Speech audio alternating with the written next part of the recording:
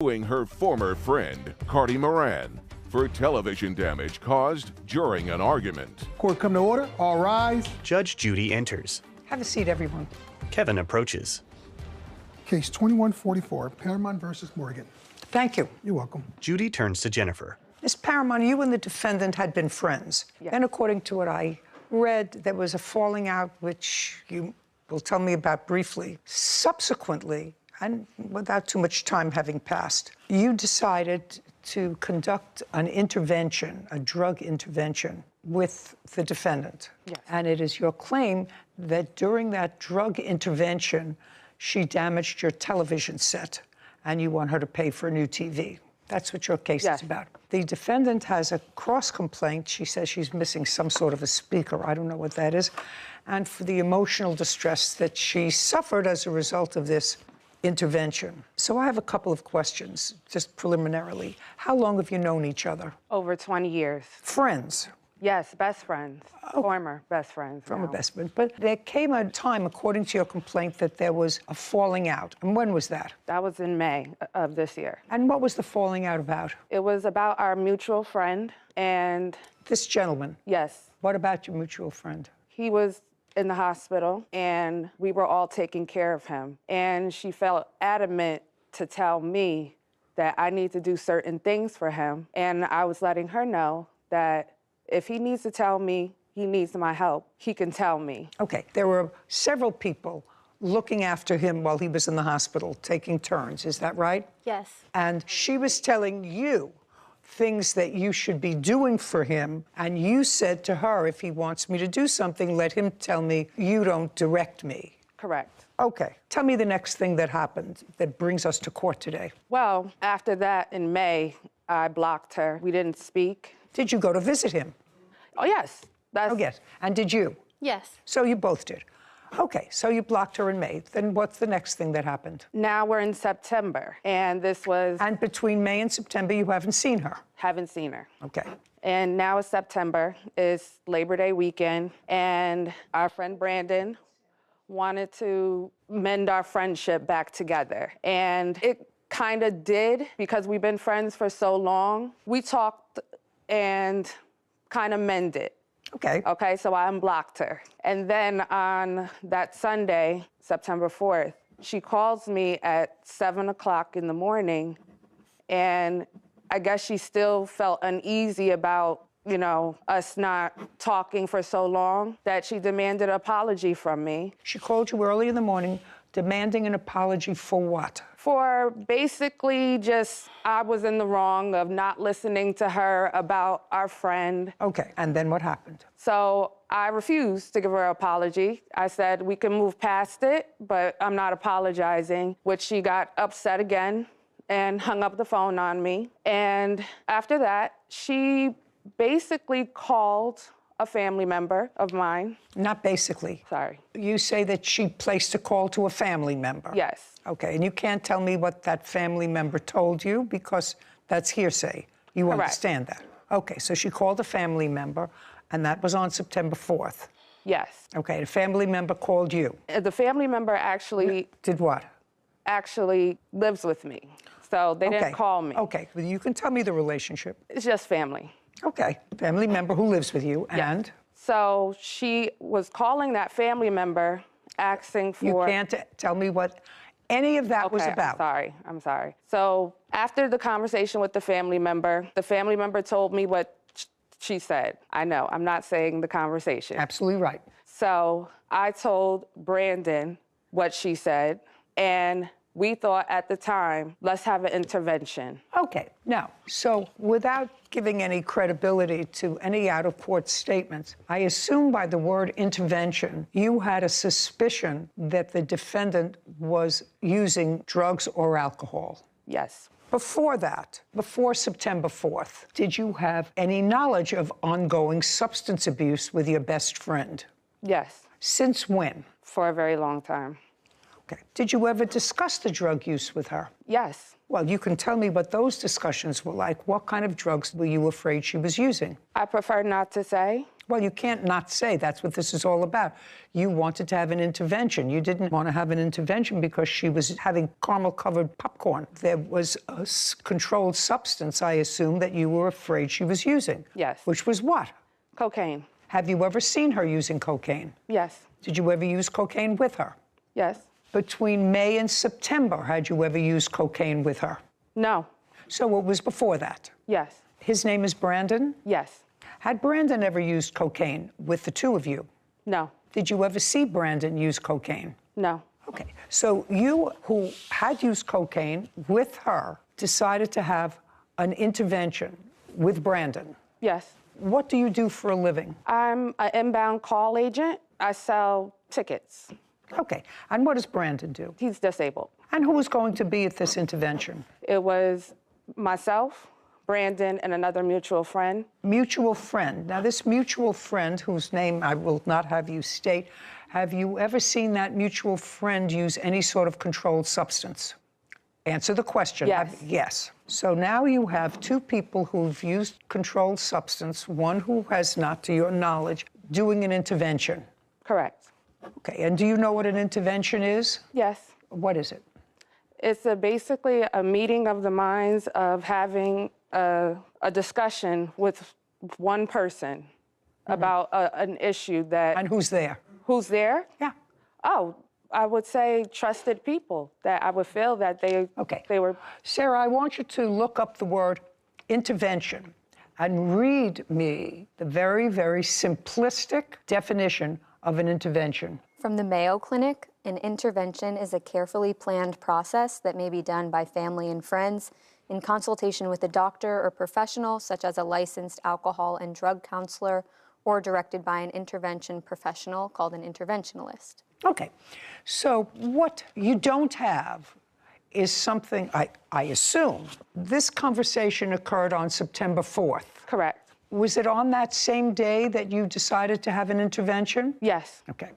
So let's start with the word well-planned, not as a result of a conversation that you have with somebody. And it's a well-planned event done in conjunction with very often relatives or close family who have a concern that something is out of control, some abusive behavior that's related to either alcohol or other controlled substances, in conjunction with a licensed professional where everything is synchronized, but managed by a professional. Do you understand? Yes, this was a bad plan. If there was no plan. It was a plan made because you were annoyed. Cardi nods. Caption coming up.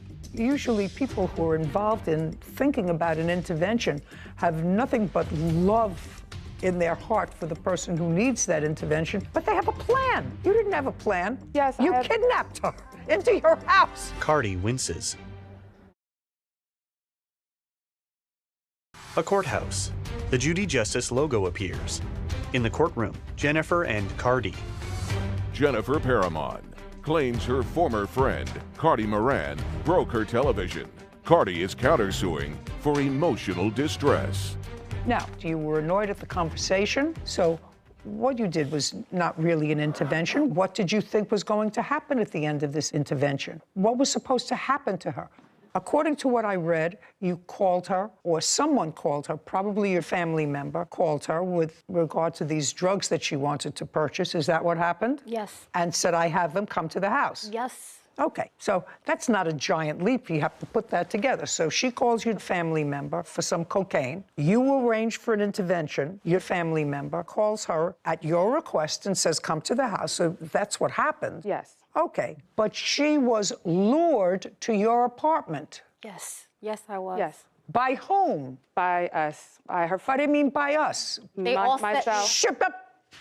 Myself, Brandon, and another Well, mutual who friend. called her and said, come over? Who called her? Yes. We were already going out.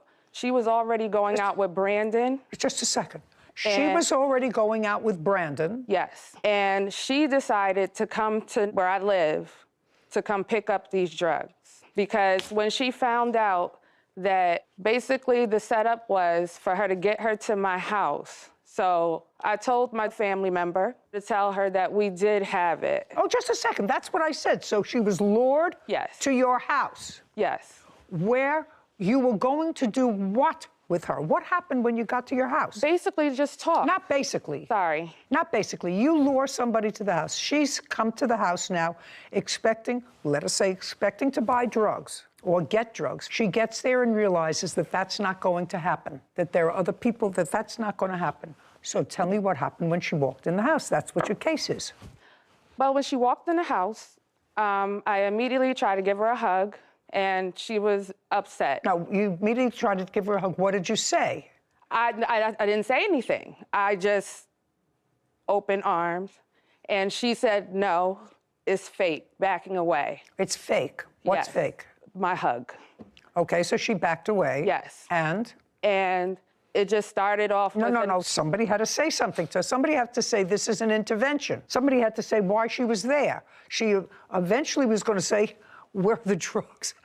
But you have to tell me what happened. Yes, when she walked You walked in, you went to give her a hug, pushed you away. Then what? Come on, this was an intervention. Yes. So we couldn't even get to the part of this is an intervention. How could you get to an intervention? You Because don't know what an intervention is.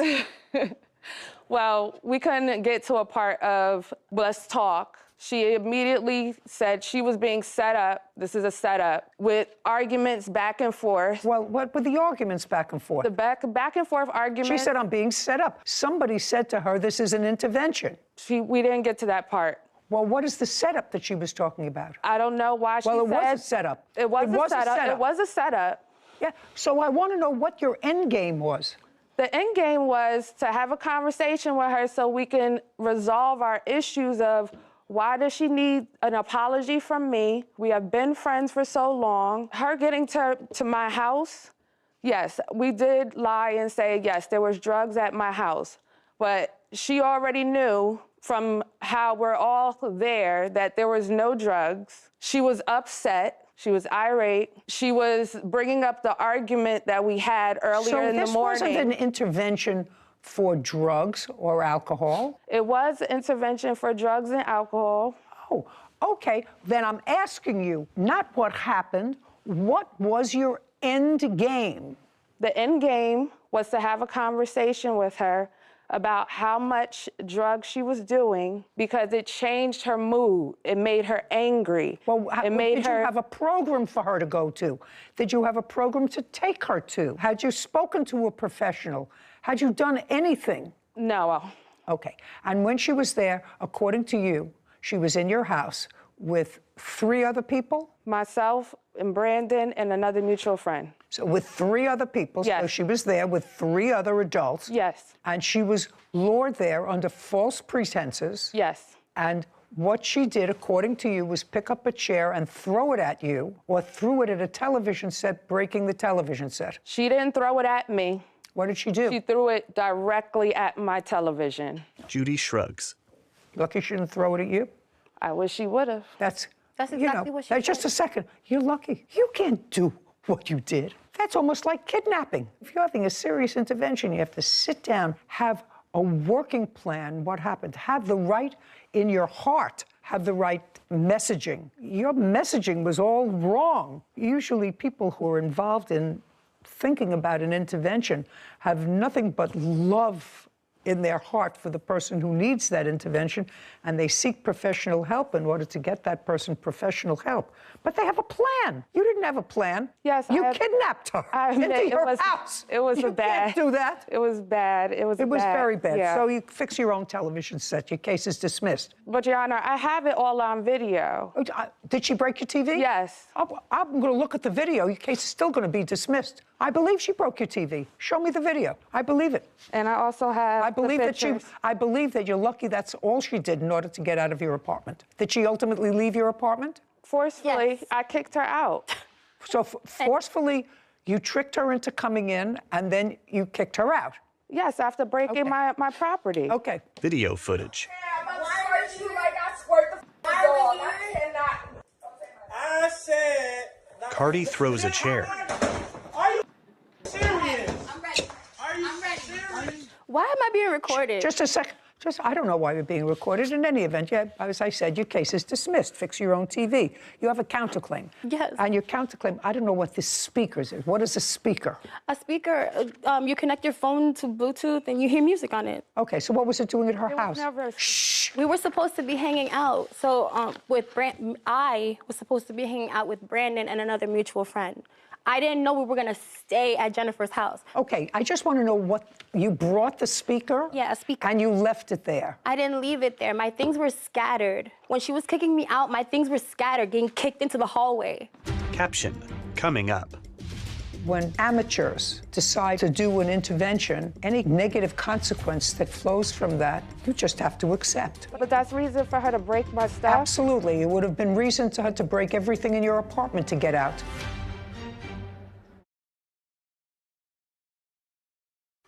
A courthouse. The Judy Justice logo appears. In the courtroom, Jennifer and Cardi.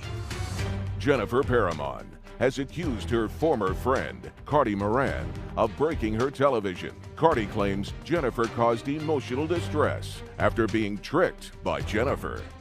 Okay. Did you look for the speaker? Yeah, I looked everywhere in the hallway. Do you have her speaker? There was never a speaker. Did you see a speaker? No, I didn't. Okay, there's no speaker. Now let's talk about your emotional situation. You got to this, I can't even call it intervention. Trap. Trap, that's a good word. There you go.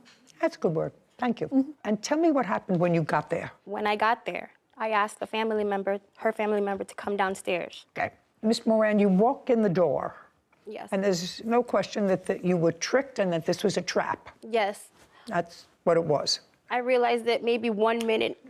Okay. That's what it was. Got in there, and it was an uneasy feeling. You realized that it was a trick to get you there. It was a trap. I want you to tell me what happened when you got inside. Jennifer starts to walk up to me, like, with her arms open, real slow motion, like, Cardi, I'm sorry. You know, we should talk about this. We're friends. In that same tone. And I'm like, yo, really? You're being fake. I don't really want this. You know, I came here to get what I wanted, and let's go. But Brandon is getting all comfortable. He is disabled, so, you know, all right, fine. He's got to get comfortable. So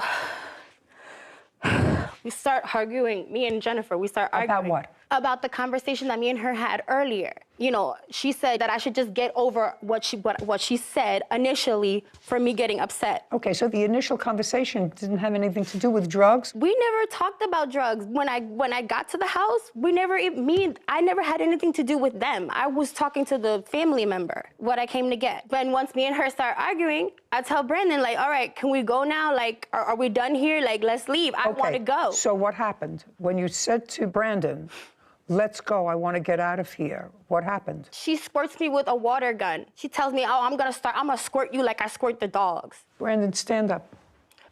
Your last name is? Milner. I want you to describe this water gun. To be honest, Judge, I don't remember seeing no water gun. It's in the video. If you listen to the video, she says it. I'm gonna squirt you Brandon, like I squirt before the I dogs. look at this again, you were there in the room. Yes. I'm going to give you one before I look at the video again. Whether you saw her squirt the water gun or not, did you see a water gun that day? No, I didn't. No, okay. So let's play this and let me hear what you're referring. I squirt you like I squirt the dog. I cannot. I said, Jack, are you serious? Okay, Sarah, you have a much more keen sense of said- hearing than I do. I'm going to squirt you like I squirt that dog.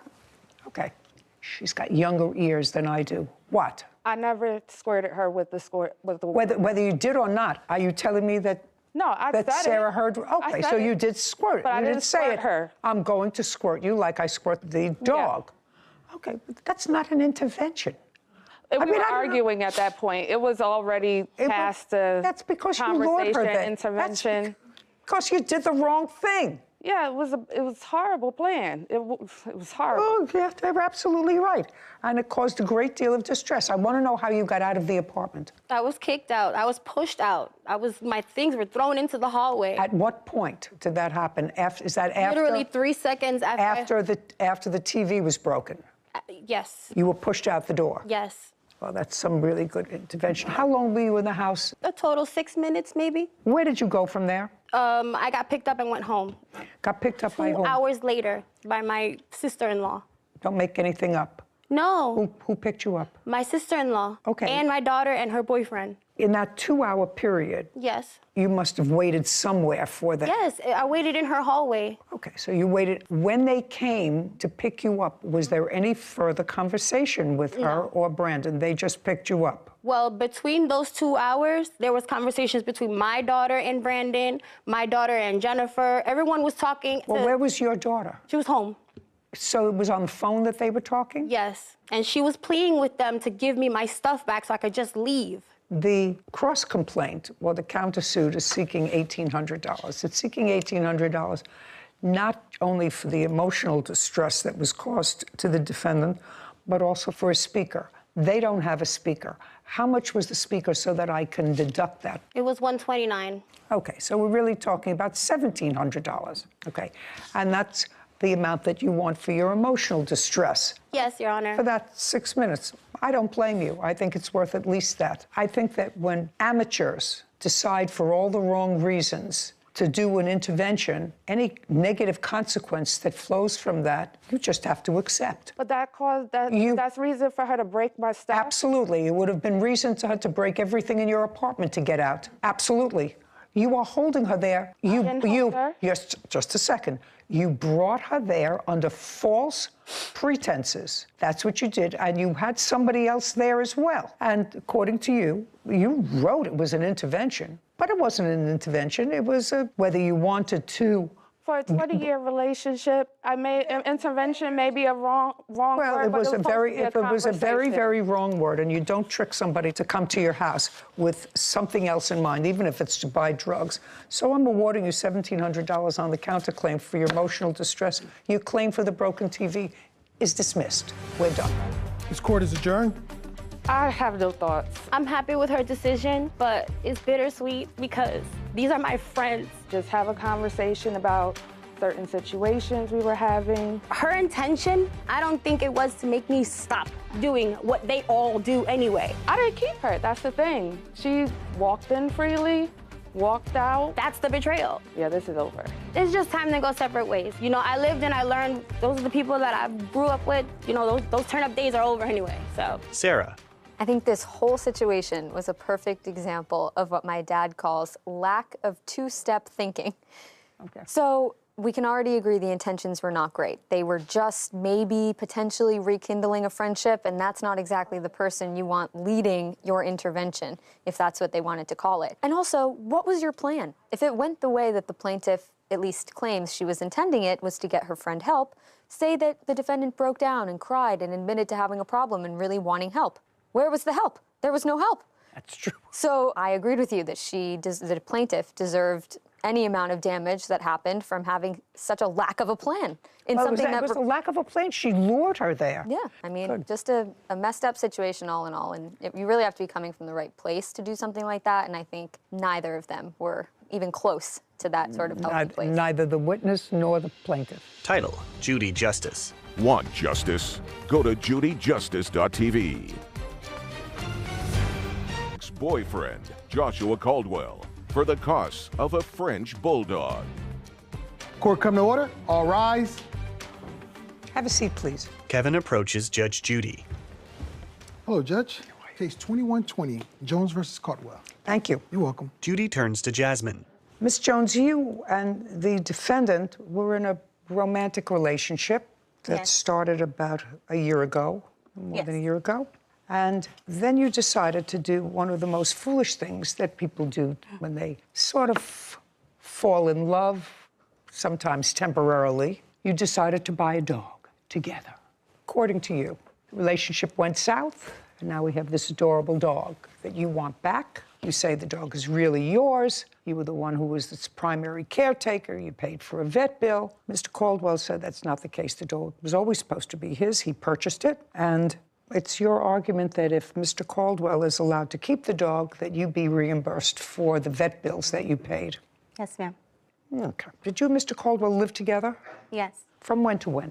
From February 1st of this year to September 3rd.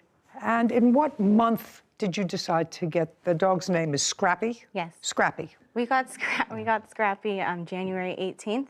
So before you moved in together? Yes. Where were you living? I was going back and forth from my mom's house to Joshua's. I already had a key in January. I was staying there. Okay, but you were living with your mother. Yes. In January. Yes. And who was the breeder of this dog? Did you buy the dog from the breeder or from? From the breeder, Andrew. Now, Andrew was sitting over there on the defendant's side, so I assume that Andrew was a friend of your boyfriend's. Yes. Stand up, Andrew. Frederick holds Scrappy. I have a couple of questions for you. Okay. That's Scrappy. Yes. Scrappy is about 8 months old? He just hit a year about 2-3 weeks ago. Oh, so still a puppy. Yes.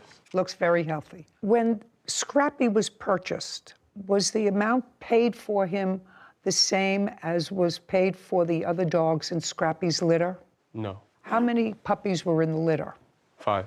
Did you charge Mr. Caldwell or Miss Jones for Scrappy? Mr. Caldwell. How much did you charge him? $3,000, Your Honor. Who paid you? Joshua.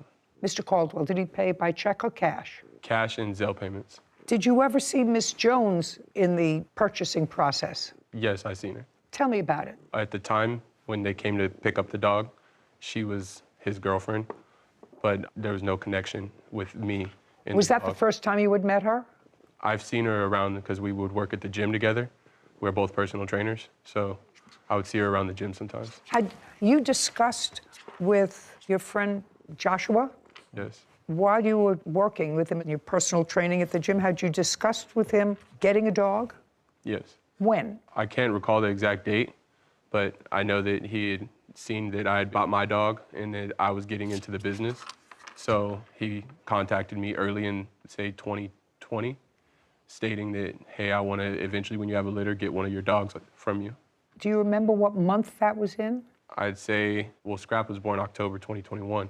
So around then, maybe a couple months before when I let him know that the female was pregnant. So maybe around July, August. Okay, of 2021. Yes, Your Honor. Okay, so that was well before the two of you lived together. Yes. Did you ever hear from Miss Jones? Did she ever call you before you saw her when they both came to pick up Scrappy? No, Your Honor. Okay, you can sit down now. Cute.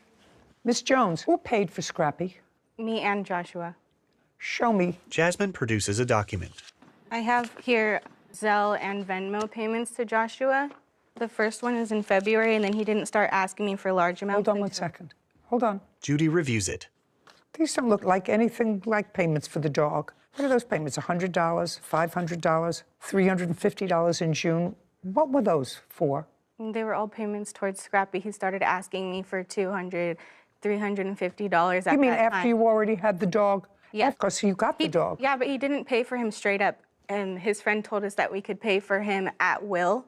He didn't give him money the first day that we picked him up. Okay, I'll go back to you. How much money did Mr. Caldwell pay on the day he picked up the dog? $0. When was the first time he made a payment? Now you could stand up again. Frederick rises. He made a payment shortly after, within the first month, of about $300. So in January, he made first payment. Of $300.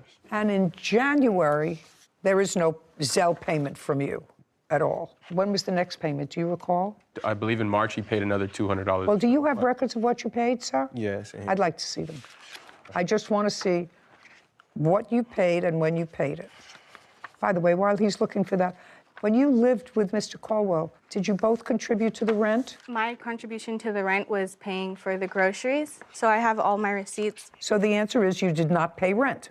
That was our deal. But the answer is you did not pay rent. No, ma'am.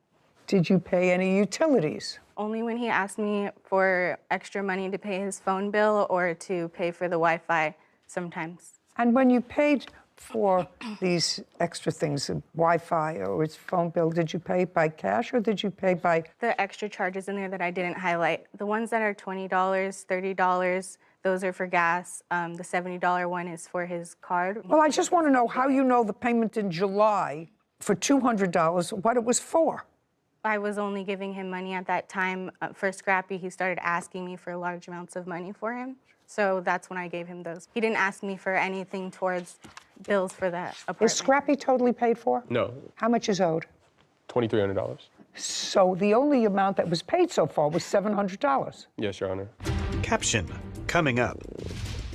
This is what happens, because relationships come and go. 50% of the marriages in this country fail. So why would you think a relationship is going to last as long as a French bulldog?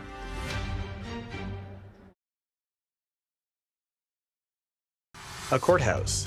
The Judy Justice logo appears. In the courtroom, Jasmine, Joshua, and Frederick. Jasmine Jones claims her ex-boyfriend, Joshua Caldwell, owes for the costs of a French bulldog. Joshua is countersuing for vandalism and an assault. Okay, and this is an agreement that I, Joshua Caldwell, have agreed to buy Cashmere. That was his name originally. From Frederick Wright. Once the dog is paid in full, I will receive full ownership rights. Frederick Wright will remain the rightful owner of Cashmere until I complete $3,000 in payments, right? Correct. And both of you signed this, and this was in January of 2022. That's a reasonable... What are you laughing at? I'm not laughing. I'm just like, when did he even sign that? Because I was with him the day that we picked him up, and he never showed me any contract. Well, but this is reasonable because he's not transferring any rights to him. He's going to remain the owner. He's the owner of the dog until the full amount is paid for the dog of $3,000. Right now, he said that the only thing was paid was $700. Go ahead. Now I'll hear you. Now I got it. Now you can sit down. When I was present for us picking up Scrappy and purchasing him, it was word of mouth contract. There was no paper signing at all. He didn't even show me a paper. And? And he showed me him. He asked me if I liked him. I said yes. And he said he would go half on him with me. Okay. And I said, okay. And it was that same day. I get off of work, he picks me up, we go see Scrappy. Didn't know we were gonna get him that day. We ended up getting him that day. He tells me, okay, it's just gonna be $3,500. They walk to the back of the room and start talking and making an agreement. Come back out. So just a second. So they went in the back of the room. You were not there. That's what you just told me. They went in the back to make an agreement, and then they came out. That's what... Whitney. He tells me it's going to be $3,500. They walk to the back of the room, make an agreement. Right. Go ahead. And then he comes back and we take Scrappy home. The next day, he texts me early in the morning and tells me that Scrappy might have gotten a bee sting or something because he was limping and he doesn't know what happened. I picked him up from his job that afternoon after I got off of work. Okay, so you picked up the dog from his work. Yes, picked him up and I went straight to my mom's house to get clothes because I was going back to his house.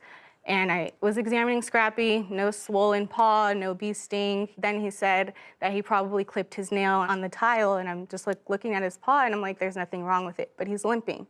Those were his stories. Still don't know what happened. Scrappy wasn't showing any signs of like pain, he was just limping. So I was like, we need to take him to the vet, like he needs to get checked out. So you took him to the vet? Okay, Yes. and? The vet ended up telling us that he had a fracture. You can't tell me what the vet told you. I'll look at the records from the vet. Okay, sorry. I have the vet bills and the reports right here. Jasmine hands a document to Kevin, who brings it to Judy. She reviews it.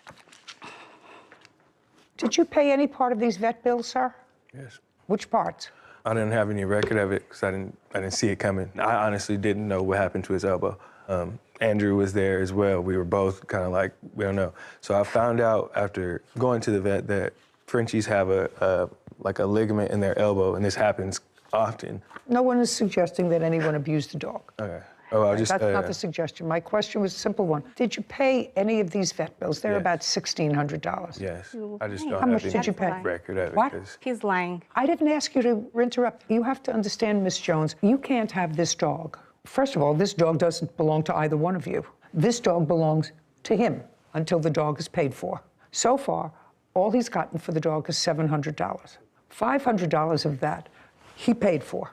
But right now, I can't award ownership of the dog, but there's a contract that until this dog is paid for, the dog belongs to Mr. Wright. First name? Frederick. Frederick. You understand? Yes, ma'am. Simple. So you have a friend who has Frenchies, then I suggest that you go with your original plan, which is to buy a dog yourself. Not Now, the same. you have no proof that you paid any of these vet bills. I just have the medicine with my name on it. Well, the medicine with your name on it doesn't help. $1,600 in vet bills. And you have physical custody of the dog now, right? Right. And your agreement with Mr. Wright is that you don't get ownership of that dog until the dog is paid for. Yeah, I mean, I can't enforce your contract with regard to Miss Jones. The dog was not paid for. I've already offered to pay him for the remainder of whatever Josh hasn't paid him. The contract is with Mr. Caldwell, not you. So that's what happened when foolish young people decide to own a dog together. And they're not married, they don't even live together. This is what happens, because relationships come and go. You know, 50% of the marriages in this country fail. So why would you think a relationship is going to last as long as a French bulldog? It's sort of ridiculous, and I've advised against it for the last 25 years. Nobody wants to heed this. So I'm faced with a situation where, when did the two of you break up? I left on September 3rd. Well, now we're a couple of months, but... She didn't leave. She had to be... well, this is going to go into the assault charge. I don't. But Listen, she had to be escorted I don't care. Whatever. If, I don't care. You want clothes. You. Shh. I'll get to the counterclaim in a second. I will give it the same attention as I've given her claim for the dog. She's not getting the dog back. You have to, however, pay her the $1,600 that she paid for the vet. Do you understand? So that part of your petition is granted. Was the bill all paid? I'm still paying it off currently. We both agreed to apply for care credit together, and whoever... But it's your bill that you have to pay. If you work in accounting, you have a check, you don't want that garnished, so you have to pay it. I am paying it. You have to pay it, okay. And he's going to reimburse you for that, $1,600. All right, now let's get to this counterclaim and make short shrift of it. Money owed for assault and vandalizing personal belongings. Let's start with the assault. Allegedly, the assault took place when the plaintiff came home intoxicated. I'm a kickboxer. On September 3rd, she came to my fight, and she dropped me off at home. That's a lie. If you say it again, what I'm going to do, if you interrupt Miss Jones, again, what I'm going to do is I'm just going to dismiss your claim, and you'll pay for these vet bills yourself. Do you understand? Yes, ma'am. Okay. Go ahead. She didn't like the people that was at my fight there, and so she had a couple drinks. She got to my house, and she started to fight with me, and I tried to remove myself from the fight, and then she started getting violent. So then I called her family to come pick her up, and they showed up maybe an hour later. In that hour, I tried to remove myself to another room. She went and got scissors and started to cut my shoes up. Then I had to try to grab my shoes and scrap and go into the opposite room, and she came in there and was trying to fight me. All the while all this happening, I'm recording her on video to make sure that You have that recording? Yes. I'd like to see it. Caption, coming up. This would be me asking her just to leave. This whole thing is out of retaliation. What are you about to do? Why are you hitting me in the face? Record me? Because I want my dog? Fighting me. She won't stop fighting me. I've asked her to leave. Explain that to me.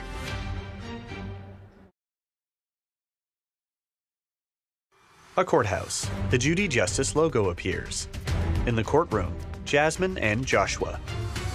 Jasmine Jones is accusing her ex-boyfriend, Joshua Caldwell, of owing vet bills for a French bulldog. Joshua is countersuing, claiming Jasmine assaulted him. Okay. You have that recording? Yes. I'd like to see it.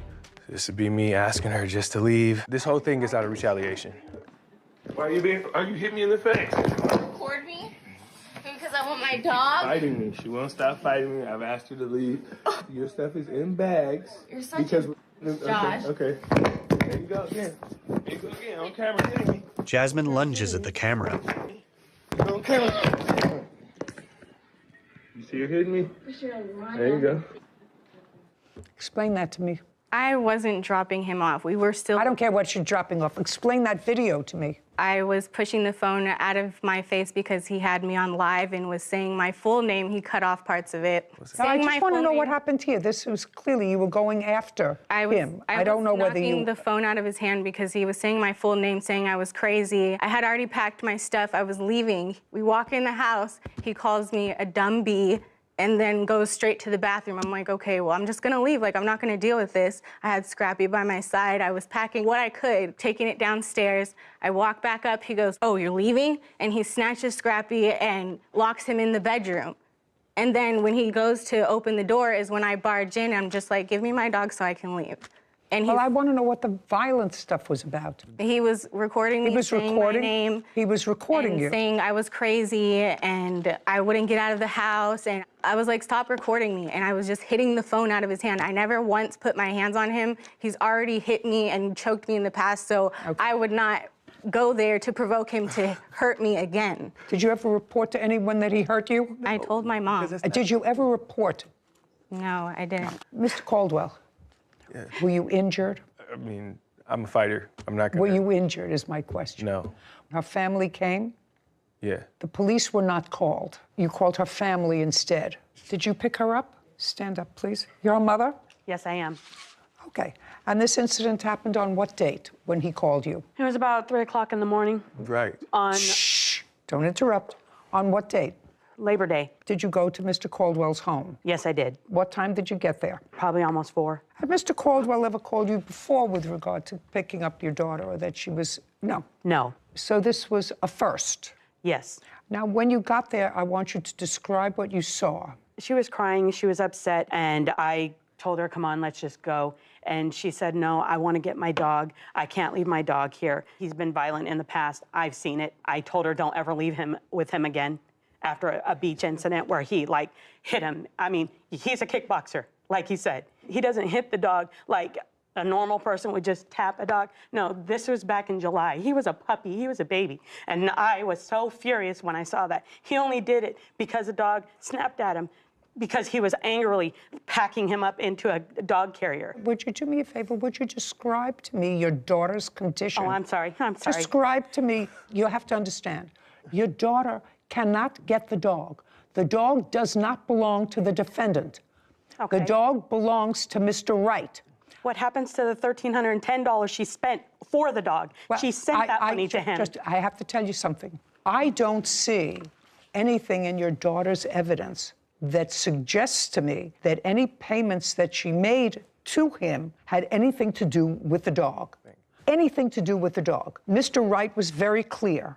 He said he received $700 for the dog. There were 2 payments that were identified in his register as payments for Scrappy. There is absolutely nothing in your daughter's register that she gave me of these odd payments of $160 or $70 say Scrappy on it. Not one. So I've already made a determination of where the dog is staying. The dog is staying wherever Mr. Wright wants the dog to stay, because he owns the dog. Okay. Understand? Yes. So now that's your daughter's case. I finished that part of the case. What I want to know is he has a counterclaim, and his counterclaim was that your daughter, while in an intoxicated state, assaulted him. Some of that I saw on this video. Some of it you saw on the video. Mr. Caldwell was honest, because it doesn't look as if he was injured as a result of that, and I'm absolutely not discounting the fact that no one should put their hands on somebody else, but an assault requires an injury. And so if this is is that dog sleeping? No, that is so funny. He grunts all the time. That is so funny. So, Mr. Caldwell, can you show me what damage you allege Miss Jones caused your property? That's the next thing. You said an assault, which never happened because there was no physical injury. Would you mind telling me, please, what property specifically and photographs of that property? I'll have it. Okay, so your counterclaim's dismissed. Judgment for the plaintiff in the amount of $1,600 for the vet bills that she paid or is obligated to pay on her credit. It's not assault unless I get hurt? Yes, it's not an assault unless there is an injury. So if I was that it's an beating her up at her house? That's an attempted, sir, it's an attempted assault. Do you understand? If an assault has a specific definition, I believe she probably attempted to assault you when she touched you in an unauthorized manner. She was punching me in the face. That's not a... Show me picture of any injury. Show me.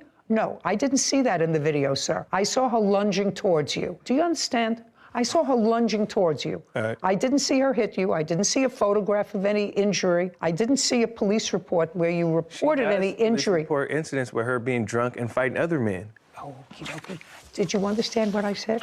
An assault requires injury. An attempted assault does not. And attempted assault is a crime. But it's a crime which I choose because of the circumstances here, not to consider and not to award you any cash award because you were not injured in any way. So unless you have photographs of the pair of shoes that you say she cut or something else, I'm dismissing your counterclaim. We got it? Good. Okay. Judgment for the plaintiff in the amount of $1,600. Thank you very much. This court is adjourned.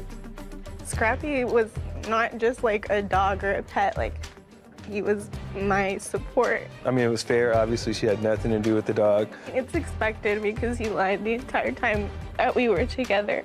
And that's a lie. Him not to have given him any of the money that I put towards Scrappy. She literally just got all the transactions that we've ever done between each other on Venmo or Zelle and brought that to court. Now I just think like he was pocketing that money the entire time. And that's why it was dismissed, because it wasn't valid at all. Sarah. So I disagree with you a little bit on the countersuit of the assault charge. I have a more common law. So assault versus battery, as far as I learned, was assault was just the imminent threat of a harm. You're fearing for your life or offensive contact of some sort, whereas battery is the actual offensive touching. There has to be some sort of contact. So if we're ruling by common law, which I know we're not bound by any particular state's jurisdiction, I would have awarded him something for the assault claim. My training is in New York, and in New York there is no crime of battery. My training was it's assault, and for an assault there has to be a physical touching and injury, and an attempted assault is placing someone in fear of imminent physical injury. I think you're probably right that there are jurisdictions that are different. We didn't actually see any contact between her and him. And he was honest. We saw, he said, yeah. you know, obviously I didn't have any injuries, but... Right, just as he didn't have any evidence to support the fact that she had destroyed or damaged some of his personal property. Unfortunate, but you make a good point with regard to the assault. Title, Judy Justice. Want justice? Go to judyjustice.tv. He's suing his former employer, Chad Young, for unpaid wages and filing a false restraining order. Court come to order. All rise. Judge Judy. Have a seat, please.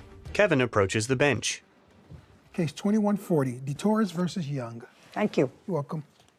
Mr. DeTorres, according to your complaint, you did some work for the defendant as a plumber. Didn't work out, and he terminated you, and he owes you some wages. Yes, ma'am. The defendant says that while your work in the beginning was okay, you were never an employee of his. You're an independent contractor. That's the way he sets it up, and he's going to explain that to me. That he paid you your wages, even though the last job that you did cost him an awful lot to repair.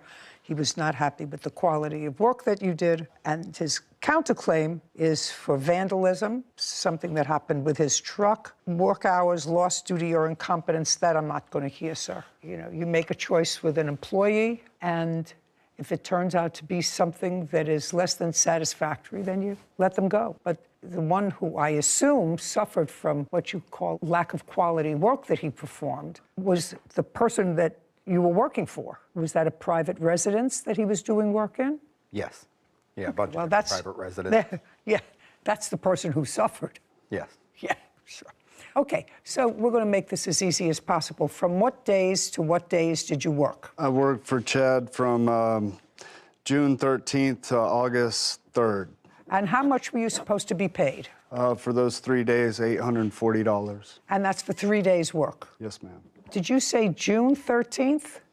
Yes, ma'am. To August 3rd? Correct. Well, that's more than 3 days. No, his wage he owes me from August 1st to August 3rd is what he did not pay me for. Okay, and where did you work during those days? Multiple residents. Okay, do you have any sort of a call log from him? I do. It's right here in my Do you dispute that he worked from August 1st, 2nd, and 3rd? Yes. You dispute that There was one day he actually did one of my jobs for a couple hours that day. Doesn't matter. He has a log. Half a day for one day. Did you pay him for that half day? I did not, because the job was done incorrectly multiple times. But he did that job. Okay, now, do you have a log? As in? It's some sort of a work log. You have a business. You have people who are general contractors. You get a call. You don't have a payroll because you pay these people independently. Do you pay them in cash or check? Both. Well, how did you pay him? Sometimes it was through a cashier's check and sometimes it was cash. Okay, but never through a company check where you deducted Social Security. No, because I 1099 all my employees, so they're all self-employed, so they have to do all that on their own. I do understand. I mean, you're not the inventor of this whole system, sir, of paying in cash. Okay. Are you one of those independent contractors? Yes, ma'am. Stand up. How long have you been an independent contractor with him? I've been contracted with Chad since July 5th. Of what year? This year, 2022. Oh, so short term. Yes, ma'am. Does he pay you in check or cash? No, look at me. Check it first, and then later on it became through Venmo, and then it's gone back to check now. What kind of check? Cashier's check. Just a straight cashier's check with nothing taken out. No, ma'am. No, I go to my bank to get all that. What?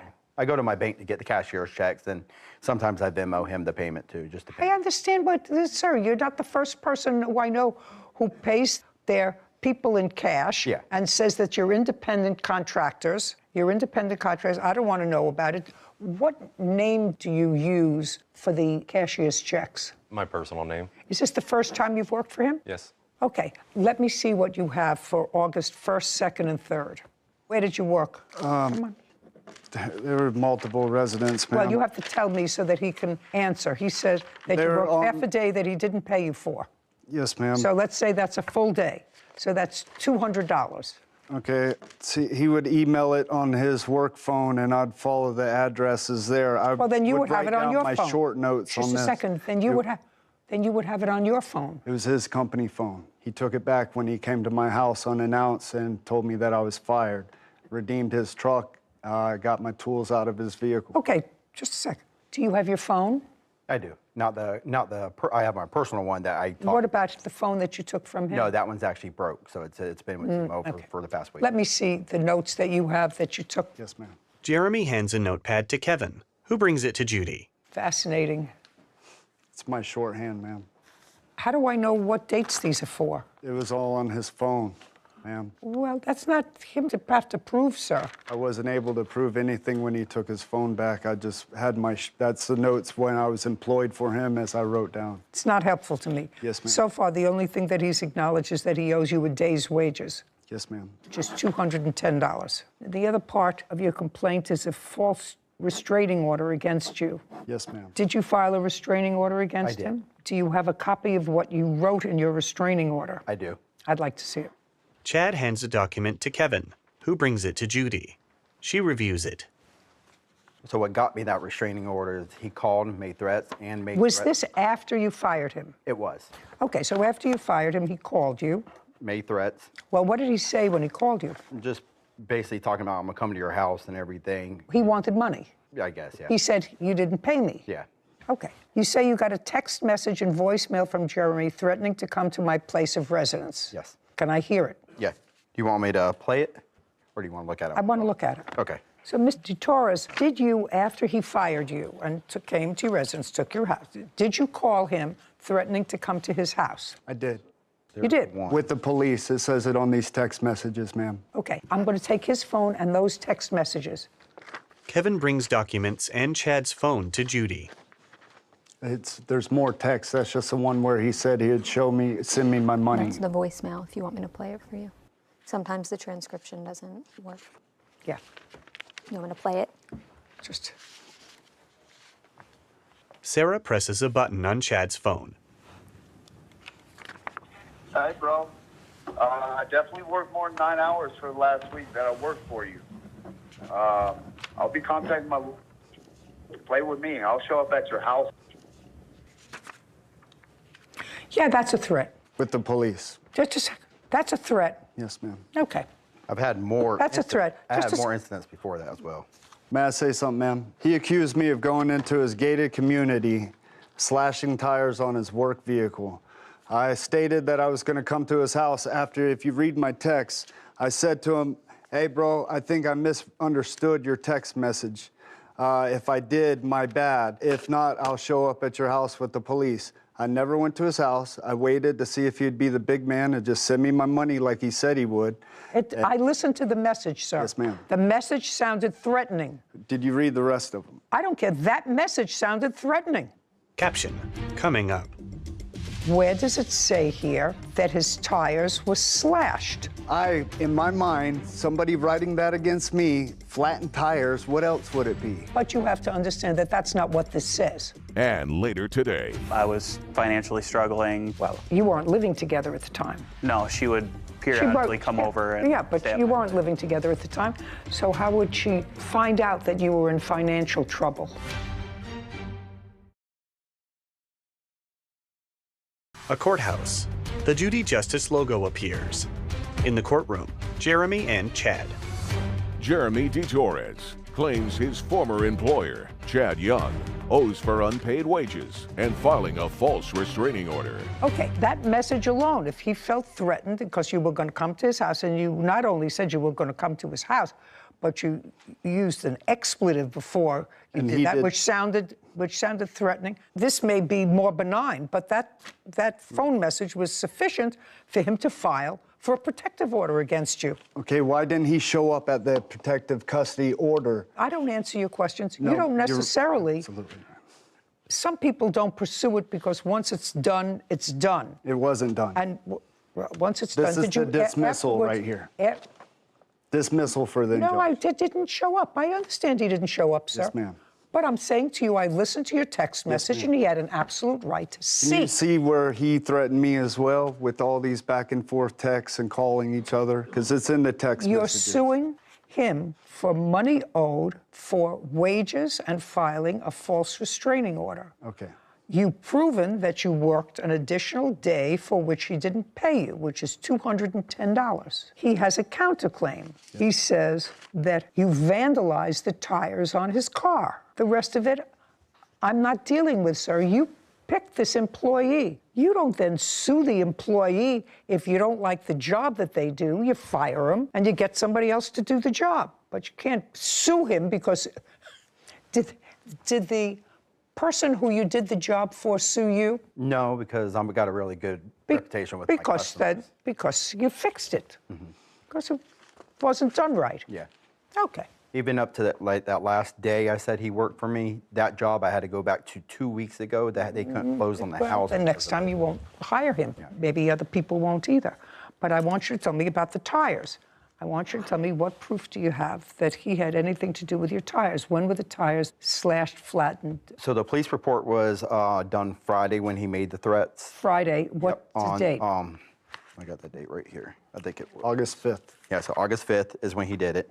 August 5th is when the police report was made for the threats. For the threat, for the voicemail? Yes. Okay. Okay, so it was the end of the day Friday, so court's closed for the weekend. August 5th? Yep. And then Monday, the 8th, I went outside to go to work. My tires were slashed in the end. At that point, I realized it was just over and done, and I need to go down and get a restraining order so people can't come onto my, my property. Because area. you believed it was the plaintiff who was responsible. You believed you didn't have proof at the time. Yes. You didn't have proof. Again, and even in my injunction, I knew all I needed was this police report to get the injunction, so I just put in my police report. You're not talking about an injunction. You're talking about a restraining order. Yeah, the restraining order. Yeah. Okay. I went to file the restraining. So in my restraining order, I put just my tires were flat. I did not put my tires were slashed at any point because I knew the police report was enough to get the restraining order. Okay, your so I tires didn't were go in flat. detail about my tires. Okay, so in the police report, you have that your tires were flattened. No, that wasn't on the police report because that didn't happen yet. The tire incident did not happen. Okay. That happened Friday. Monday morning, I went out in my vehicle to go to work. That's when I found them flat and slashed. Did you file another police report? That's when I went and filed the restraining order that day. Okay, and in the application for a restraining order, you said? That my tires were flat, and that was it. Yes, okay. I didn't mention that they were slashed. Correct. So I don't know how he would know my tires were slashed if I didn't mention it on my restraining order. I don't know. That's an interesting question. Mr. DeTorres. Mr. DeTorres, stop your paper fluttering.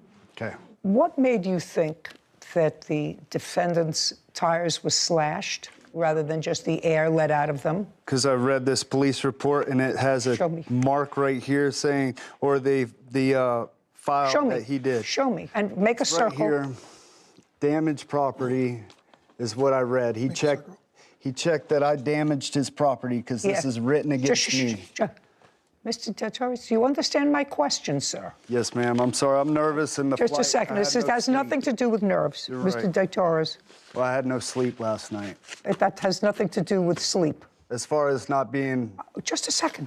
Yes, ma'am. What I'm asking you, Mr. DeTorres, is where does it say here that his tires were slashed? In my mind, somebody writing that against me, flattened tires, what else would it be? He lives in a gated community. Well, that could be... Where's the surveillance showing me that my leg injury, the way I walk, is very distinctive, okay? If he's got proof that I slashed or flattened his tires, I said slashed. It's the same thing as flattened in my mind. That's the way I think. The way I read that, that's just how it came out of my mouth. But you have to understand that that's not what this says. Okay, it says that I damaged his property. He said damaged his property, and you said slashed tires. Okay. Okay? Yes, ma'am. How much were the tires? $450. Let me see the receipt. I do not have a receipt because I pay cash for my tires. Well, that's too bad. You better stop paying cash, sir. You can pay cash for tires. Yeah. But when you buy tires with cash and you want to sue for them, you get a receipt. Yeah. From the people. And if you know you're coming to court, we're not talking about things that happened 2 years ago. Yeah. You were coming to court today. I went back to the tire shop and he's like, we just, we always do cash for all your vehicles. And well, what do you mean cash for all your vehicles? That means you get a receipt. All right, your counterclaim's dismissed because you have no proof of anything. On the complaint, sir, I'm awarding you $210, which is 1 day's pay. Thank you very much. This case is over. This court is adjourned. Outside the courtroom, Chad, then Jeremy. The work just wasn't up to the quality that he promised he was going to offer. It is what it is. That's just his nature. That's always been his nature. The judgment is what the judgment is. She felt like I was only awarded a day's pay, and that's what she gave me. Keep doing what I do. That's all I can do every day. Judy and Sarah. Well, Sarah Rose, that is the perfect example of you're supposed to have proof when you come to court. Yep. Standard of proof exists for a reason. I know that when I go someplace, and sometimes I pay cash. Mm-hmm. So even if you pay cash for something, there's some or Venmo, record. Venmo, you're supposed to get a receipt in the event that you want to use whatever you bought and use that fact that you purchased something in a subsequent lawsuit. Yeah. It's the same thing as sending a gift. If you send somebody a gift, you keep the receipt until you know that they got the gift. Yeah. Then you take it and you throw it away. It's just good bookkeeping. It's good record keeping. And he's a business guy. Yeah. He's a business guy. Didn't make sense to me, but clearly plaintiff for somebody who has a little trouble. Yeah. Kevin. Case 2137, Weiss versus Light. All parties, please step forward. Caitlin Weiss is suing her ex-boyfriend, Cody Light, for unpaid loans. Ms. Weiss, the defendant was a boyfriend of yours for a period of time. Correct. And you allege a couple of loans. One from a year and a half ago, the balance of a $200 loan, he paid you back $100. Yes. Quite frankly, I'm not interested in what happened a year and a half ago. Caption, coming up. What you say is, I need time to catch up. It was a verbal conversation. Well, what's in writing is you saying to her, I can make payments to you. But the thing that you don't have in writing is where she gave the loan. Is that right? Cody nods and shrugs. A courthouse. The Judy Justice logo appears. In the courtroom, Caitlin and Cody. Caitlin Weiss claims her ex-boyfriend, Cody Light, is refusing to pay back loans she gave him during their relationship. Okay, in March of this year, you allege that you gave him money. He was still your boyfriend in March of this year, is that right? Yes. Is that correct? That is correct. And in March of this year, he had gotten a car. What kind of car did you get? It was a Buick Regal. What year? A 2004, I believe. Where did you get it from? I got it from a private seller. How much did you pay for it? $850. Needed fixing. Yes. And you didn't have money for parts. I did for the first round of parts. But you didn't for the second? After the first ones failed, I did not. And how much did you need for parts? That I don't remember. Who bought them?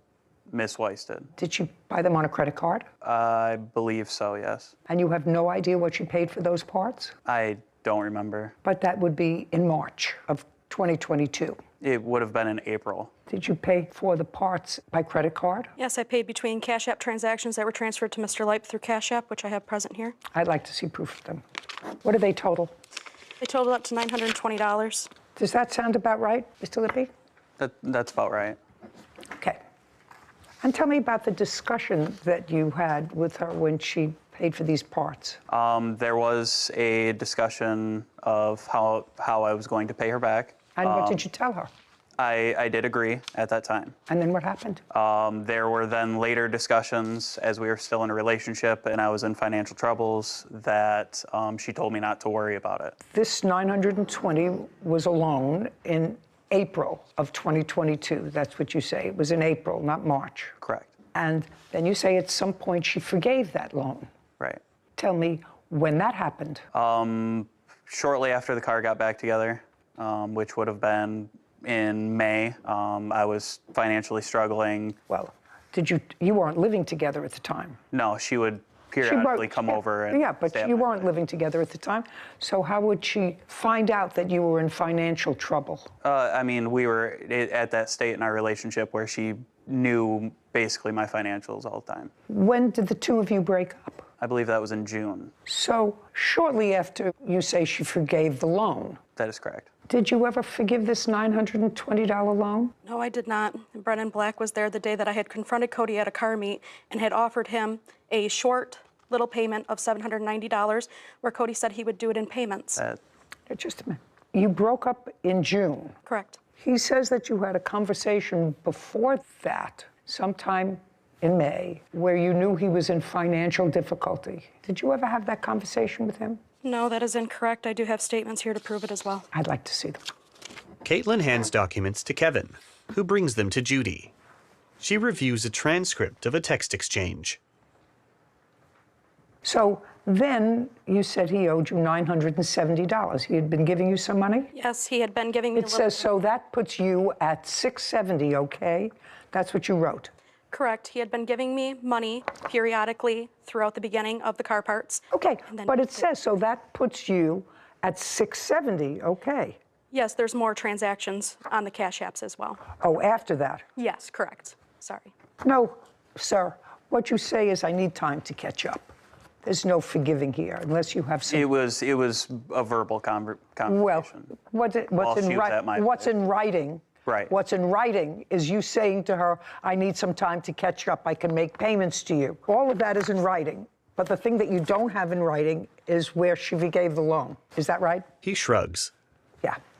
$920. Judgment for the plaintiff. We're done here. Thank you. This court is adjourned. Outside the courtroom, Cody, then Caitlin. It is what it is. I think it was fair. Mr. Leip did owe me money, and he got what he deserved. Yes, she lent me the money, but at the same time, she was helping me out in a relationship, and she knew I was struggling. He said he was going to pay me back and never followed through even after that. There were discussions about her telling me not to worry about it. Not to trust so much. I'm never going to do it again. Oh, that's going to be a contract. Judy and Sarah. She was very prepared. Oh, she was to the point, knew exactly what she needed. And she had all of her evidence. Yep.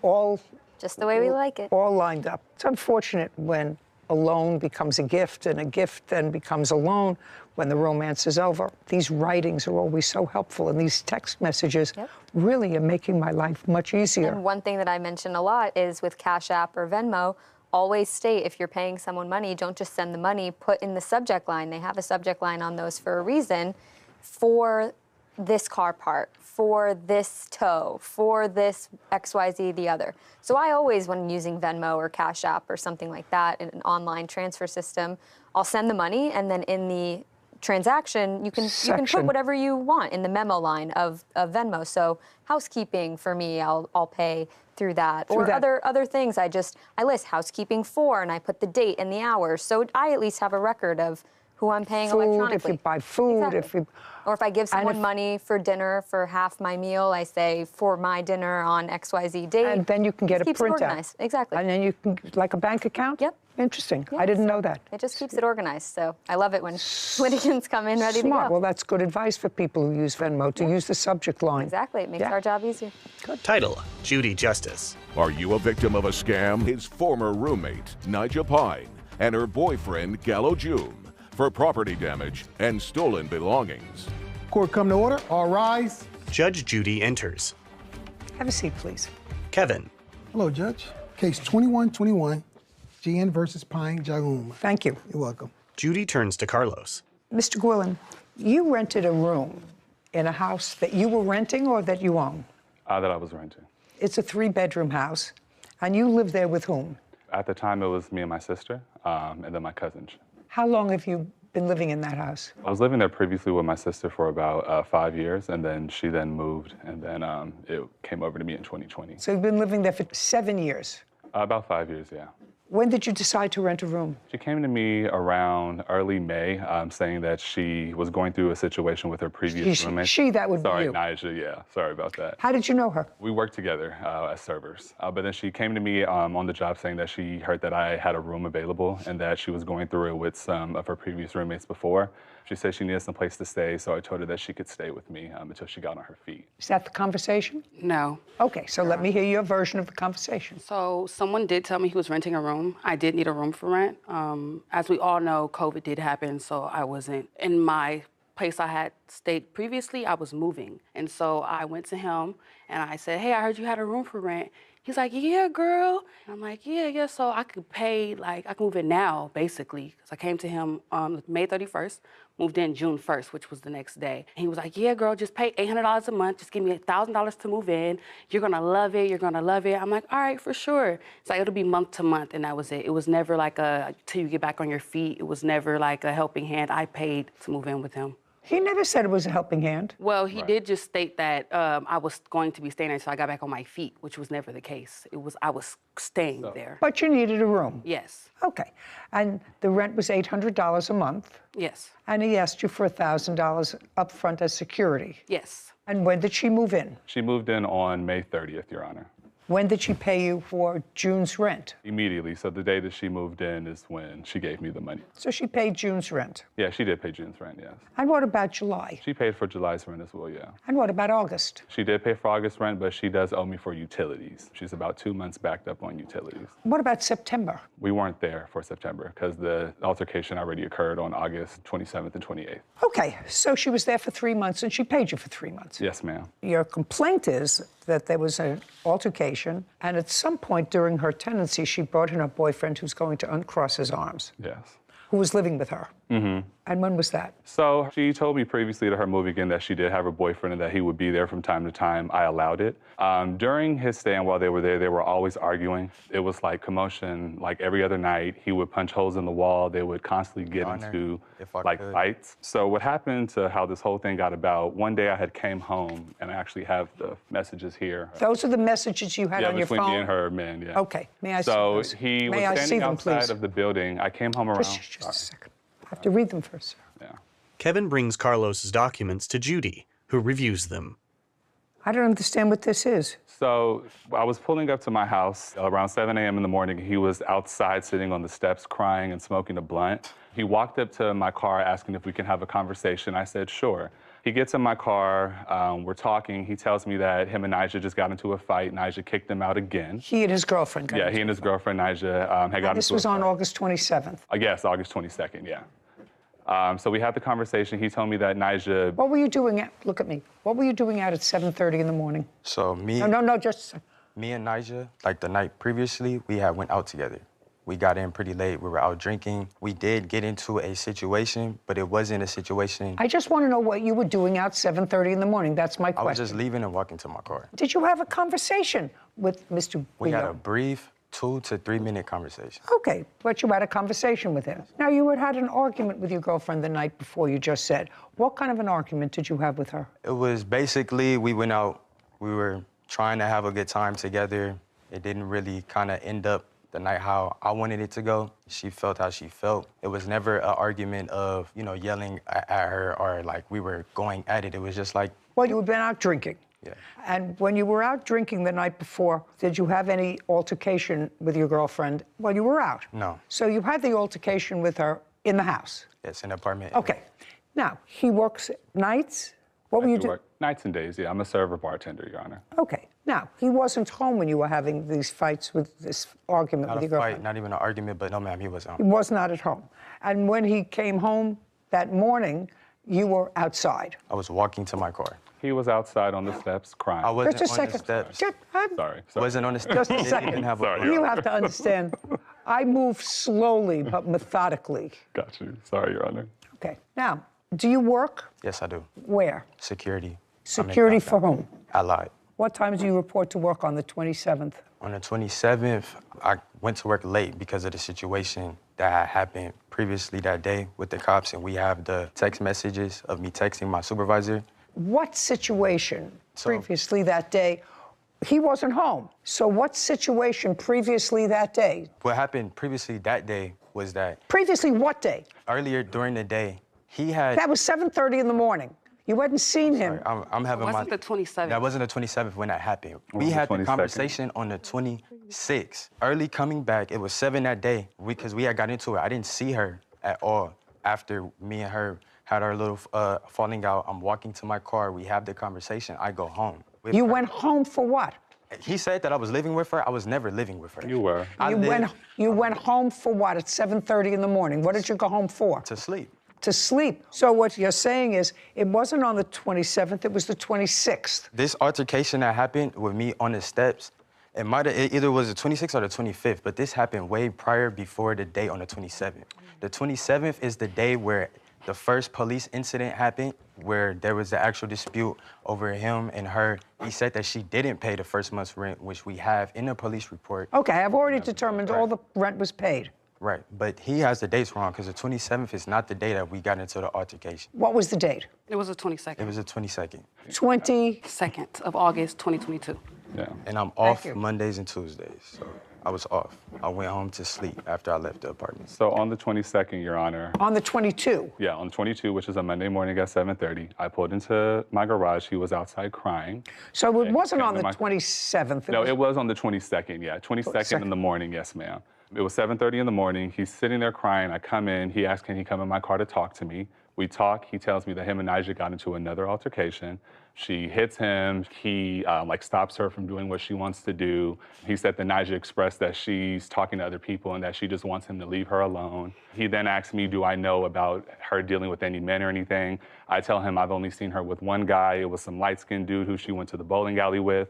But other than that, I didn't see anything. I told him, with me being 25 and him being 20, I said, you're a young man. You have your own car, you got a place, you're doing stuff. You should be living life. You shouldn't be, getting beat or dealing with all this stuff. Just be young and live your life, That's when he then... Okay. Yeah. Did you have that sort of a conversation with him? Not at all. Okay, tell me what... The conversation was 2 to 3 minutes. I never entered his car. I was walking out. No, tell me what you said to him. I told him that me and her got into it. You might not see me around here. I don't know what the situation is. And he did tell me, focus on yourself. Y'all will be good. Okay, so it's pretty much, so whatever. That was a discussion. You had a fight with her on the 22nd, and there was some registering some complaint. Sir, if you say you might not see me around here, we had an argument, it was registering some sort of a complaint. You didn't leave there happy on the 22nd. Yes, sure. Is it...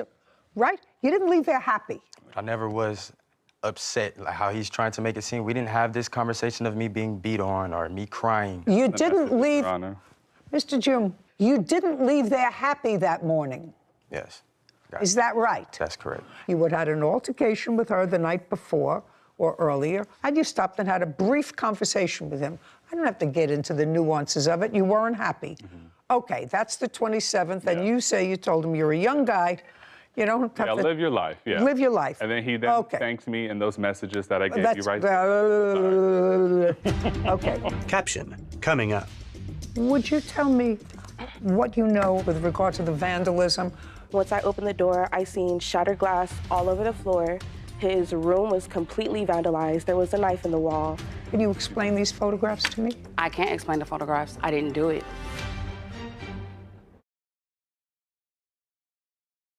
A courthouse. The Judy Justice logo appears. In the courtroom, Carlos, Nija, and Gallo. Carlos Guillen claims his former roommate, Nija Pine, and her boyfriend, Gallo June, vandalized his property. Nija is countersuing for a false arrest, tire damage, and cyberbullying.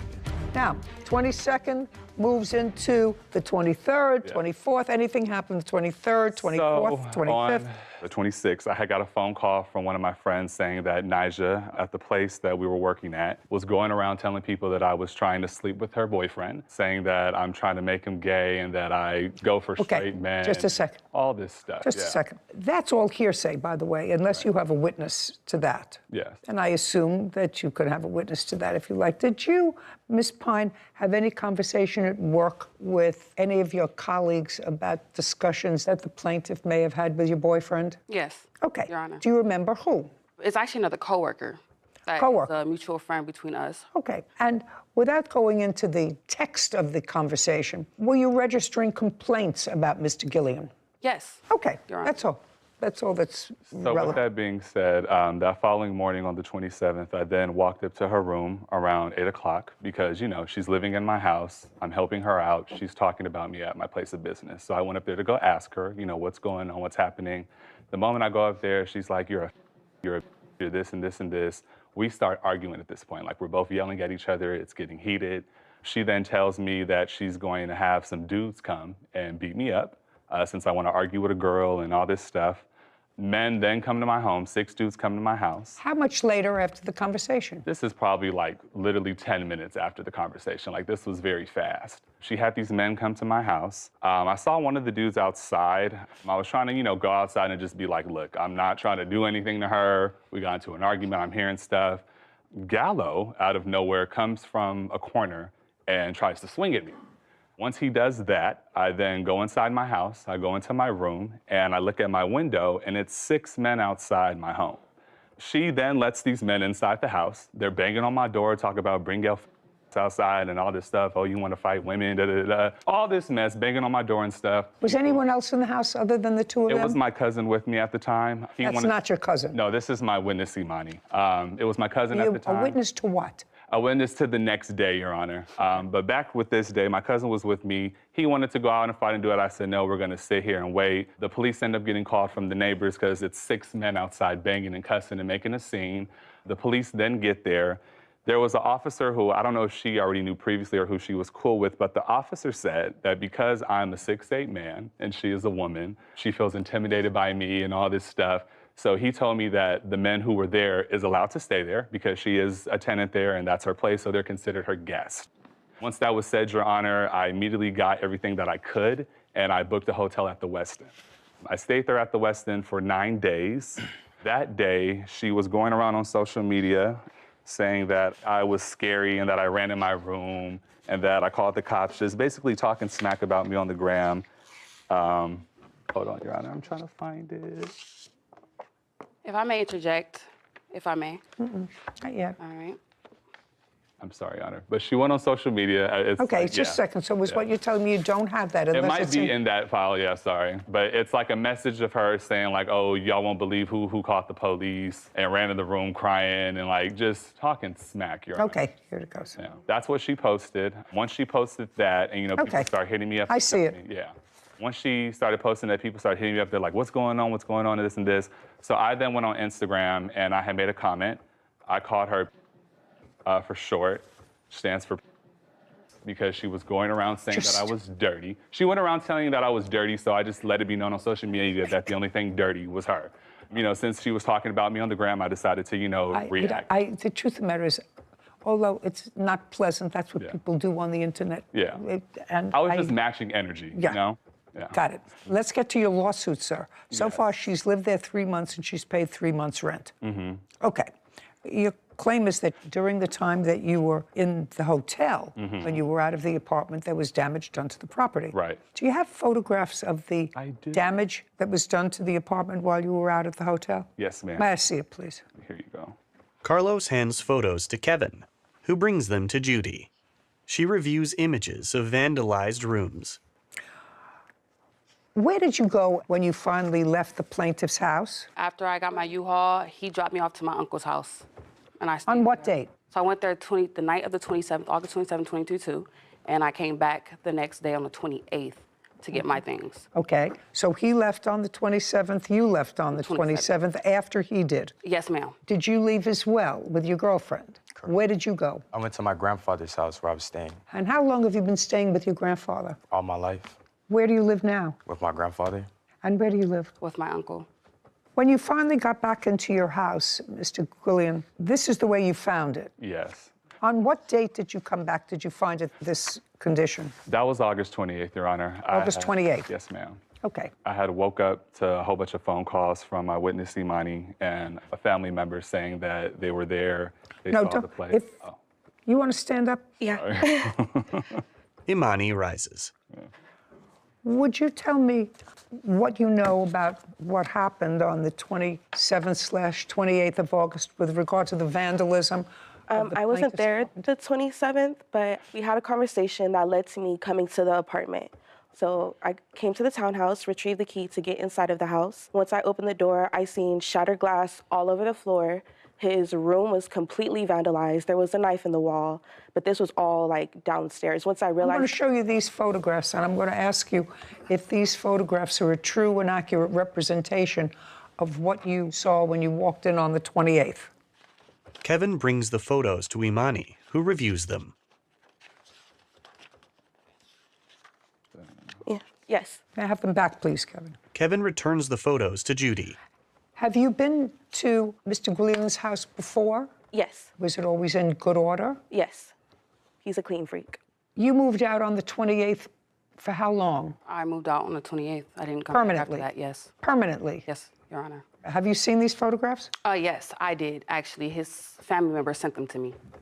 Okay. Can you explain these photographs to me? I can't explain the photographs. I didn't do it. Okay, fine. I wasn't there, actually, and I have proof I wasn't. That's a lie, Your Honor. Just a second. Yeah, okay. Just a second. It's crazy. She may not have personally done it. The question is, he certainly didn't do damage to his own property. Oh. There is no, well, if you have proof that he did damage to his own property, then I'd certainly like to see it. Caption, coming up. I do have proof I was not there, and I don't care whether you were not there or not. Okay. He can't show me he wasn't there, and your brother is not here, and he can't show me he wasn't there. So I have to decide if it was a stranger, the plaintiff, or this side, maybe not you, but someone acting on your behalf. Carlos smirks. A courthouse. The Judy Justice logo appears. In the courtroom, Carlos, Imani, Nija, and Gallo. Carlos Guillen is accusing his former roommate, Nija Pine, and her boyfriend, Gallo June, of destroying his property. Nija claims Carlos had her falsely arrested and damaged her tires. Right now I have damage. What I would like to say— No, I don't want you to say anything. I want you to tell me what proof you had that he damaged his property. I would like to restate, I have proof that he did not care about the apartment, that when I moved in, it was in horrible condition, actually, and he's not a clean freak, and I wasn't there to vandalize the apartment at all. Oh, just a second. I just asked you a question. Can't you give me an answer? It's a simple answer. You said to me, I have proof that he vandalized his property. Is that what you said? Well, I have, Your Honor, if I may. Just a second, I want to make sure that that's what you said. I have proof that he vandalized his property. His property was vandalized when I moved in, is what I'm saying. Oh, no, madam. And I did— Oh, just a second. She says, I have proof, Your Honor, he damaged his own property. Okay, so all I want you to do is show me proof that he damaged his own property. Okay, so I do not have video proof of him doing it, but based on my countersuit and the fact that I was falsely arrested and the harassment, the lies, even the online post that I haven't been able to show you yet, that he is framing me and that he did vandalize his own apartment, he didn't care about it. Just a second. I'm willing to look at proof of any proof that you have that he vandalized his own apartment. So around the time— Not so around, just show me. Okay, sure. Nija with documents. So what I have in my hand here, Your Honor, if I may, Kevin, is this proof that before I moved in, the apartment was not well taken care of. And like I said, I don't have proof that he went in and did it himself, but I do have proof that the apartment was never cared about to begin with. And after he actually moved all his things out, which he claimed and stated on social media, he took all his valuables. You can take these back. This is not what I'm talking about, madam. That's a dirty bathroom that you showed me. This is vandalism. I didn't do There is no question in my mind that this is vandalism. This isn't dirty house. It's disgusting. Somebody took powder and liquid. This isn't just sloppy and messy. This is clearly vandalism. So is that all the proof that you have? You said, I have proof that he vandalized his own property. I'm waiting to see that proof because otherwise there are certain things that ring true. Well, do you have as far any? as that goes, I would like to recant that because I don't have proof that he did it, but I do have proof that I'm being framed. Yes. You have to understand, Ms. Pine, there are two things. Either he vandalized his own property, which I find is unreasonable because he would have to live with all this filth that's in his bed. Well, he had to, he didn't have to live with it. I'm speaking. I would have to find that he took a knife to his own sofa and destroyed the cushions to his own sofa. And quite frankly, I don't know this gentleman well, but he does not appear to be psychotic. Now, I don't say that he may not be a truth teller all the time, but he doesn't appear to be psychotic. So no person who's not psychotic does this to themselves. So either some stranger in the night came in and vandalized his property, or you, your boyfriend, and or your brother, who, didn't you say that you called your brother to come? I called my father. Your father to come? Yes, and my father called my brother, and he came. Just a second. Yes. I knew I heard brother in here. Did Yes, your but I brother didn't call come? my brother. Okay. Called at least brother. I don't know if father came too. So I have to find if it was total stranger, the plaintiff, or you, boyfriend, father, brother, friend, whatever it was. So all I'm asking you to do is, do you have any other proof, other than the nonsense that you gave me, that he caused this serious vandalism of his own house? I do not have proof that he caused it, but I do have proof I was not there, and I don't care whether you were not there or not. Okay. Do you understand? I don't care whether you weren't there or not. He can't show me he wasn't there, and your brother is not here, and he can't show me he wasn't there, and your father is not here, and he can't show me that he wasn't there. Do you understand? So I have to decide if it was a stranger, the plaintiff, or this side, maybe not you, but someone acting on your behalf. To be continued. Title: Judy Justice. Want justice? Go to judyjustice.tv. Motorist Jesus Escobar for car damage after an accident. Court come to order. All rise. Judge Judy enters. Have a seat, please. Kevin approaches. Hello, Judge. Case 2159, Baker versus Escobar. Thank you. You're welcome. This case involves an automobile accident. Ms. Baker, you are seeking $10,000 from Mr. Escobar, who you claim caused the accident and you a lot of grief. The accident happened on what date? It happened on May the 18th, 2021. Was your car insured at the time? Yes. Yes. And your car was insured at the time? Yes. Great. I don't want you to get into the specifics of the accident just yet. What I'd like you to tell me was, prior to May 18th, who were you working for? Brand Lighting. What were you doing for them? I drove a forklift. I load and unload trailers. How long had you worked for them? About a year and a half. Prior to that, where did you work? I think it was distribution. From when to when? I worked for them for about 4 years. Prior to that, were you constantly employed or were you on disability? Yes, no, I was constantly employed. I was constantly employed.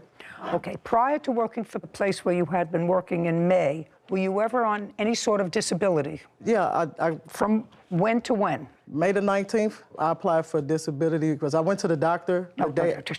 I'm not talking about it as a result of this accident, Ms. Baker. I'm asking you, were you ever on disability before this accident? No. You were injured before this accident. You had a back injury before this accident. When did that take place? That happened in 1999.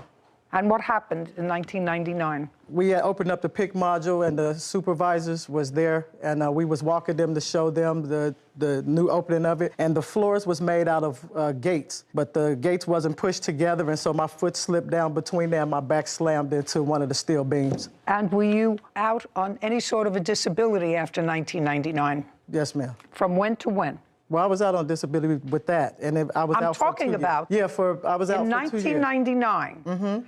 How long were you out on disability? I was out for 2 years. And the nature of your disability was the back injury? Yes, ma'am. So you went back to work in 2001? Yes, ma'am. For whom? Hospital. What were you doing there? I was a supervisor in the storeroom. How long were you working there? I worked for 3 years. After 2001, Was there ever a period of time that you went back on disability? I'm trying to think, yes. And from what year to what year? I want to say it was like 2005. My thumb got amputated off of my hand at work. And how long were you out on disability? A year and a half. After that? I think that's it for the disability. I went to work after that. This accident occurred on May 18th, 2021. After May 18th, 2021, did you go on disability? Yes. From when to when? From May of 2021 to August of 2022.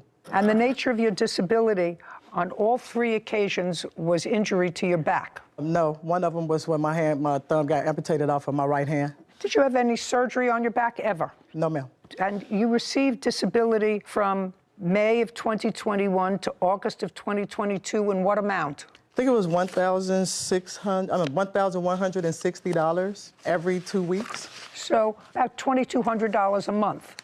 Yes. And what happened in August of 2022? Benefits was exonerated. Ceased? Yes. And you went back to work? No, I have not been back to work. How are you supporting yourself now? I just applied for unemployment right now to try to help me with my bills and my rent because I'm behind in everything. May 2021, what was the date of the accident? May 18th, 2021. According to your complaint, you were traveling in the right lane of a highway. The defendant was traveling in the middle lane? Correct. And he veered off into your lane in order to make a right turn, struck your car. Yes, Your Honor. Okay. He says not true. His response says that he was in the middle lane, he was going into the right lane, and you sped up and wouldn't let him in. Is that what your defense is? Your Honor. And your cars collided. Or she hit you? Correct, Your Honor. Okay. That is not true. And the damage to your car, which was the red car, was where? He caught me from when I swerved, so he caught me from the side and he slid up to the bumper. So he hit the bumper right there and that part of it. Do you have photographs? I do. I have photos, I'd like to take Your a Honor. look at the photographs, please. Melissa hands a photo to Kevin, who brings it to Judy. So may I explain to you what happened, Your Honor? With what? May I explain to you how the incident occurred? Caption, coming up. When did you get these estimates? Oh, I just went to go get those estimates yesterday. I talked to them on the phone before then. No, I don't care whether you talk to them on the phone. These estimates say you just got them within the last couple of days. Yeah, no, well, I this just got them accident yesterday. happened a year ago. A courthouse. The Judy Justice logo appears. In the courtroom, Melissa and Jesus. Melissa Baker claims fellow motorist Jesus Escobar damaged her vehicle while changing lanes. Well, this was your car. Yes, that's my car. And this is the passenger front panel. When he hit me, the bumper was hanging, and so then I had to pull it off because it was dragging the ground. I couldn't drive my car like that, so I ended up pulling the whole thing off. And so that's how come you see that damage on the other side of the car, too. You have pictures of your car, sir? Yes. I'd like to see them. Jesus produces photos, then hands them to Kevin, who brings them to Judy. She reviews images of damage to the passenger side of a vehicle. Anybody have a police report? I have a over-the-counter report because once No. I just asked if anybody has a police report of this accident. I'd like to take a look at it. Melissa hands a document to Kevin, who brings it to Judy. She reviews it. Where did you get this from? I went to the police department the next day and did an over-the-counter report because he asked me not to call the police. Just a second. My question to you is, where did you get this from to make a picture of it? Oh, I had took a picture of it with my phone and emailed it to my attorneys. And so when they sent me a collective packet, that's how they sent it back to me. Did either one of you receive a citation or a ticket as a result of this accident? No, Your Honor. No, Your Honor. Were the police called? No, Your Honor. Why not? Mr. Escobar, when he got out the car, he asked me if I was okay, and he asked me to not to call the police because he's a truck driver and he did not want that point on his driver's license. He also asked for me to pull over to the side of the road over on 4th Street so that we wouldn't be blocking the intersection and the traffic. Well, that's a good idea. I took a picture of his insurance information. You remember that conversation, Mr. Escobar? Yes, Your Honor. Okay. And so you said you would pay for the damage to her car? I offered. I was trying to be Just a second. generous. You Yes. said I'd... Yes. Well, that's a yes. That sounds reasonable. You said, I'll pay for the damage. Don't call the police. I don't want this to be on my license. I'll pay for the damage. Correct. Right? Just bored to it, but hopefully I could have a chance to tell you what my side of the story is. But yes, that's what I said. I passed your side of the story. Okay. Now I have an accident. You say one thing, she says another. We're moving on to the next issue. The next issue is she says, and you acknowledge that you told her, please don't call the police. I'll pay for the damage. Correct. I don't want to go through my insurance. Yes. Okay, so you agreed to pay for her damage. Yes. Do you have an estimate for your damage? Yes, I do, Your Honor. I'd like to take a look at it. So I actually have two different estimates. Did you ever have the car fixed? No. Okay. Melissa hands documents to Kevin, who brings them to Judy. Thank you. She reviews them. What kind of car is this and what year? It's a 2012 Kia Optima. And you own that outright? Yes. When did you get these estimates? Oh, I just went to go get those estimates yesterday. I talked to them on the phone before then. No, I don't care whether you talk to them on the phone. These estimates say you just got them within the last couple of days. Yeah, no, well, this accident happened a year ago. Yes. So I called some people to get some estimates, and they gave me some estimates over the phone. And so I called Mr. Escobar, and I told him what the estimates were. No, listen to me carefully. What you just gave me were estimates that you got 2 days ago, which is a year and a half after this accident. Right. Well, okay, I want to know where the estimate is for $1,700. That's the estimate that you called him with the next day after the accident. No, yeah. The next day after the accident, you called him and said it cost me $1,700 to fix it. These say $4,600. Just show me the estimate for $1,700. These are from his. That's from his insurance company. Actually, when I called him to give him the estimates of the people that I talked to on the phone, he didn't respond to me. Listen to me carefully, madam. I'm reading from your complaint. I took my car in for an estimate. Yes. The next day, and I texted him the amount. He said that he did not have $1,700, and he asked if I could wait for a month.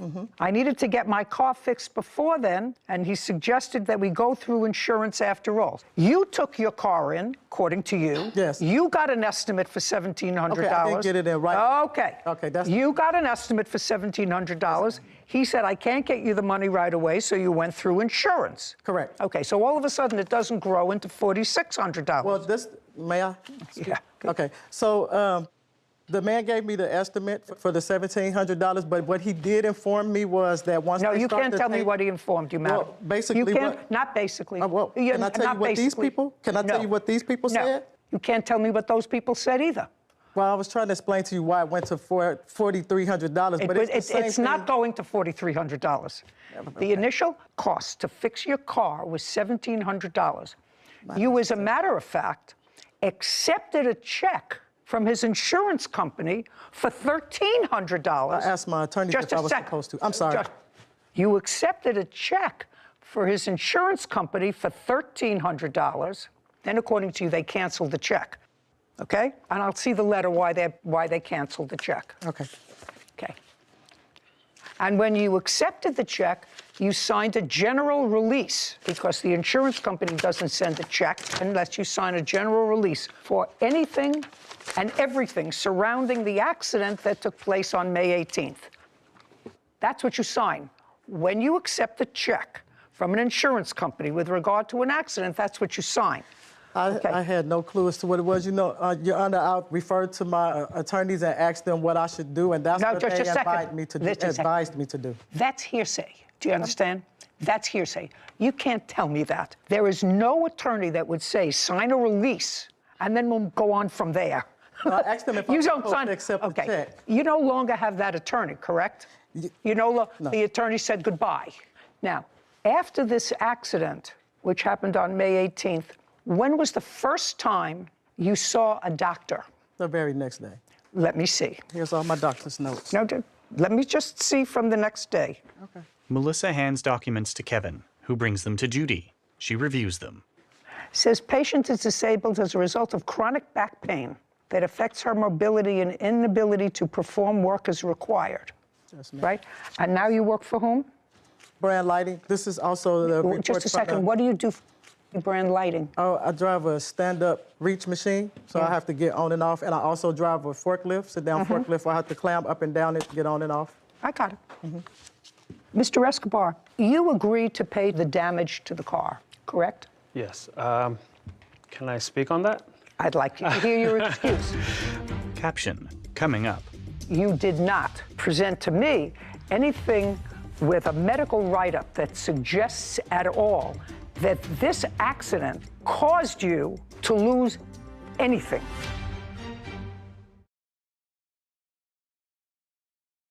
A courthouse. The Judy Justice logo appears. In the courtroom, Melissa and Jesus. Melissa Baker has accused fellow motorist Jesus Escobar of hitting her vehicle while changing lanes. Mr. Escobar, you agreed to pay the damage to the car, Correct. correct? Yes. Can I speak on that? I'd like to hear your excuse.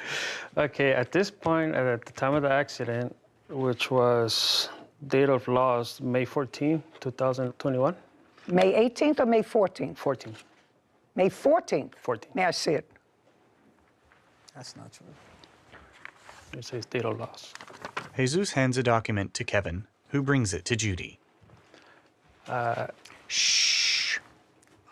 Okay, so this insurance company found that there is a comparative negligence statute in California, which means to the layperson that they will look at an accident and they'll say, well, it's not 100% his fault or not 100% your fault, but they looked at the accident and they said, our insured, that would be you, is 75% responsible for this accident. And they found, which is not dispositive for me, that you were 25% responsible for the accident. You agreed to pay to have the car fixed. Yes. That's the bottom line. Can I explain the why? Go ahead, you could explain all you like, but you agreed to have the car fixed. I was trying to be reasonable due to the fact that I was a truck driver. I'm off for 3 weeks, come home a day or half a day, and then I'm off for another 3 weeks. I was trying not to go to court. I was trying not to make things worse. And you agreed to pay to have the car agreed. fixed. I agreed to pay. I don't care what it was. Nobody put a gun to your head. No. You know, nobody put you under a cattle. What was it? That thing? I have no. Yellowstone, where I know what you're what talking is that about. called? I don't know what it's a cattle guard. Cattle guard. Yeah. Nobody hid you in a cattle guard. You said, don't call your insurance, I will pay for the damage. So you got to pay for the damage. And evidently it hasn't bothered you enough because you haven't had the car fixed. Do you still own the car? Yes, ma'am. Okay, well, you have fixed for $1,700. Now, you have no medical people here, do you? No, there are no witnesses over there. You've had a long-standing back problem. You went to a chiropractor, you went to a lawyer, on and off disability because of your back problem, and you did not present to me anything with a medical write-up that suggests at all that this accident caused you to lose anything. And if you have it, I'll be more than happy to look at it. Okay. My attorneys highlighted that part right there. Melissa hands a document to Kevin, who brings it to Judy. I just looked at this. I'm sorry, I must have gave you the wrong thing. Okay. Well, do you have the right thing? I thought it was talking about the acute back pain. No, I don't. Not that I don't care about your acute back pain, but since you don't have an expert here to testify that that back pain, that was as a result of this accident, and the pro forma thing that you gave me a check off, patient has chronic back pain, doesn't do it for me. So unless I have a write-up from a hospital, from a medical facility, that this accident that happened, he says on the 14th, you say it happened on the 18th. It happened on the 18th, ma'am. It happened on the 18th. Yes, Your Honor. I'm sorry, I've had this. Oh, here it is. Melissa hands a document to Kevin, who brings it to Judy. She reviews it.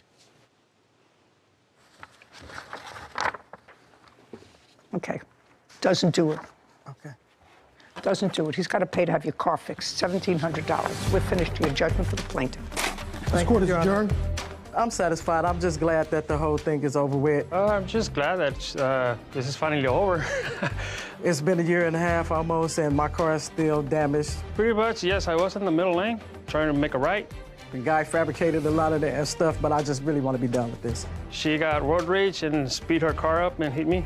He just apologized a whole lot. He was feeling really good when he was driving. He was revving his engine a little bit because he has a Charger. Music was blaring loud. He wasn't paying attention. I don't know how I could cut someone off and the person I'm cutting off would ends up in front of me. I was going about my merry way and I seen him coming towards me through from my peripheral vision. How is that possible? And I feel sorry now that I didn't call the police and have them to come out there to the scene. I know it's a COVID time. People was having a hard time with, making their money and the jobs and stuff. When the guy asked me not to call the police, I wasn't giving him a hard time, but then look what he did. Accidents happen. Be careful out there. Sarah and Judy. I think this is a good lesson for people like the defendant who, for whatever reason, he was a truck driver and didn't want maybe the points on his license or even the hint of a car accident to be on his record if that's his business. However, I think it could have saved him from, number one, making a gratuitous promise to pay for the damages to her vehicle, which he might not have had to had a police officer come out and made a report, and maybe they would have found him less at fault than his own insurance company. And then he wouldn't have been so quick to offer to pay for the damages. Or conversely, the plaintiff may not have mentioned anything about any back pain, and if today was the first time she was going to bring it up, I'm sure you wouldn't have offered her anything. Well, she didn't bring it up. She's had chronic back pain now for 22 years. Of course. Her allegation is that this accident exacerbated that back pain that she's had for 20 years.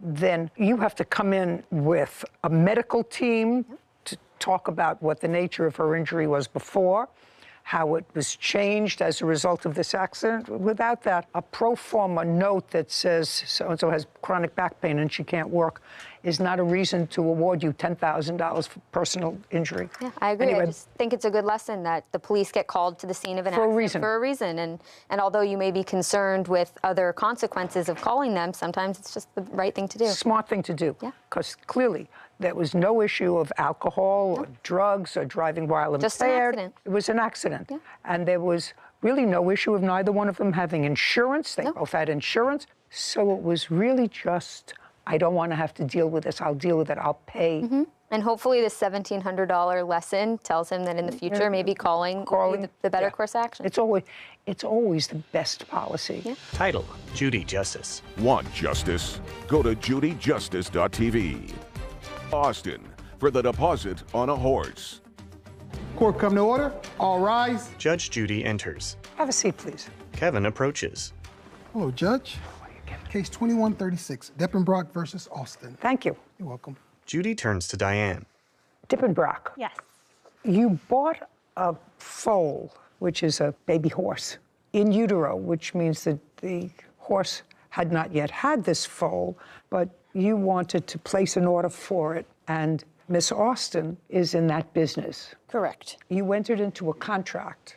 By the way, what is the gestation period of a horse? Roughly 340 days. And at what period in the horse's pregnancy did you enter into this contract with the plaintiff? Roughly 3.5 months into the gestation. Okay. Did you have a written contract? Yes, Your Honor. I'd like to take a look at it because this is a contract action. And it is your claim that you made a substantial deposit, over $3,000, for the horse, that when the horse was born, it did not meet the specifications of this contract. You wanted your money back. The defendant says that's not true, that the horse did meet all of the requirements of this contract. The one specifically that you're referring to is something in this contract, which I will read, I assume, that says that the horse must be, once born, insurable within the first 2 days or 48 hours of its birth, and that this horse was not insurable within 48 hours, and therefore you decided to terminate the contract. That's your position, correct? Yes, Your Honor. I request and it's your position that the horse was, in fact, insurable. You say you can prove that because you did, in fact, get insurance on the horse within 48 hours of the horse's birth, and... So... No, don't... Your position is that you met the conditions of the contract. Yes. Okay. Judy reviews the contract. Okay.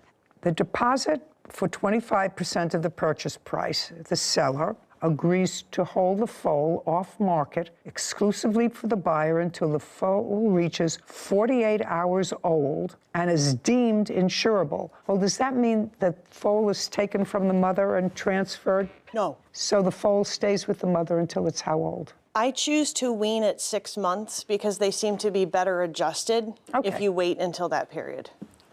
Okay, and it's not that you can't get insurance, it's that a live, healthy foal is defined as a foal that is deemed insurable at 48 hours old.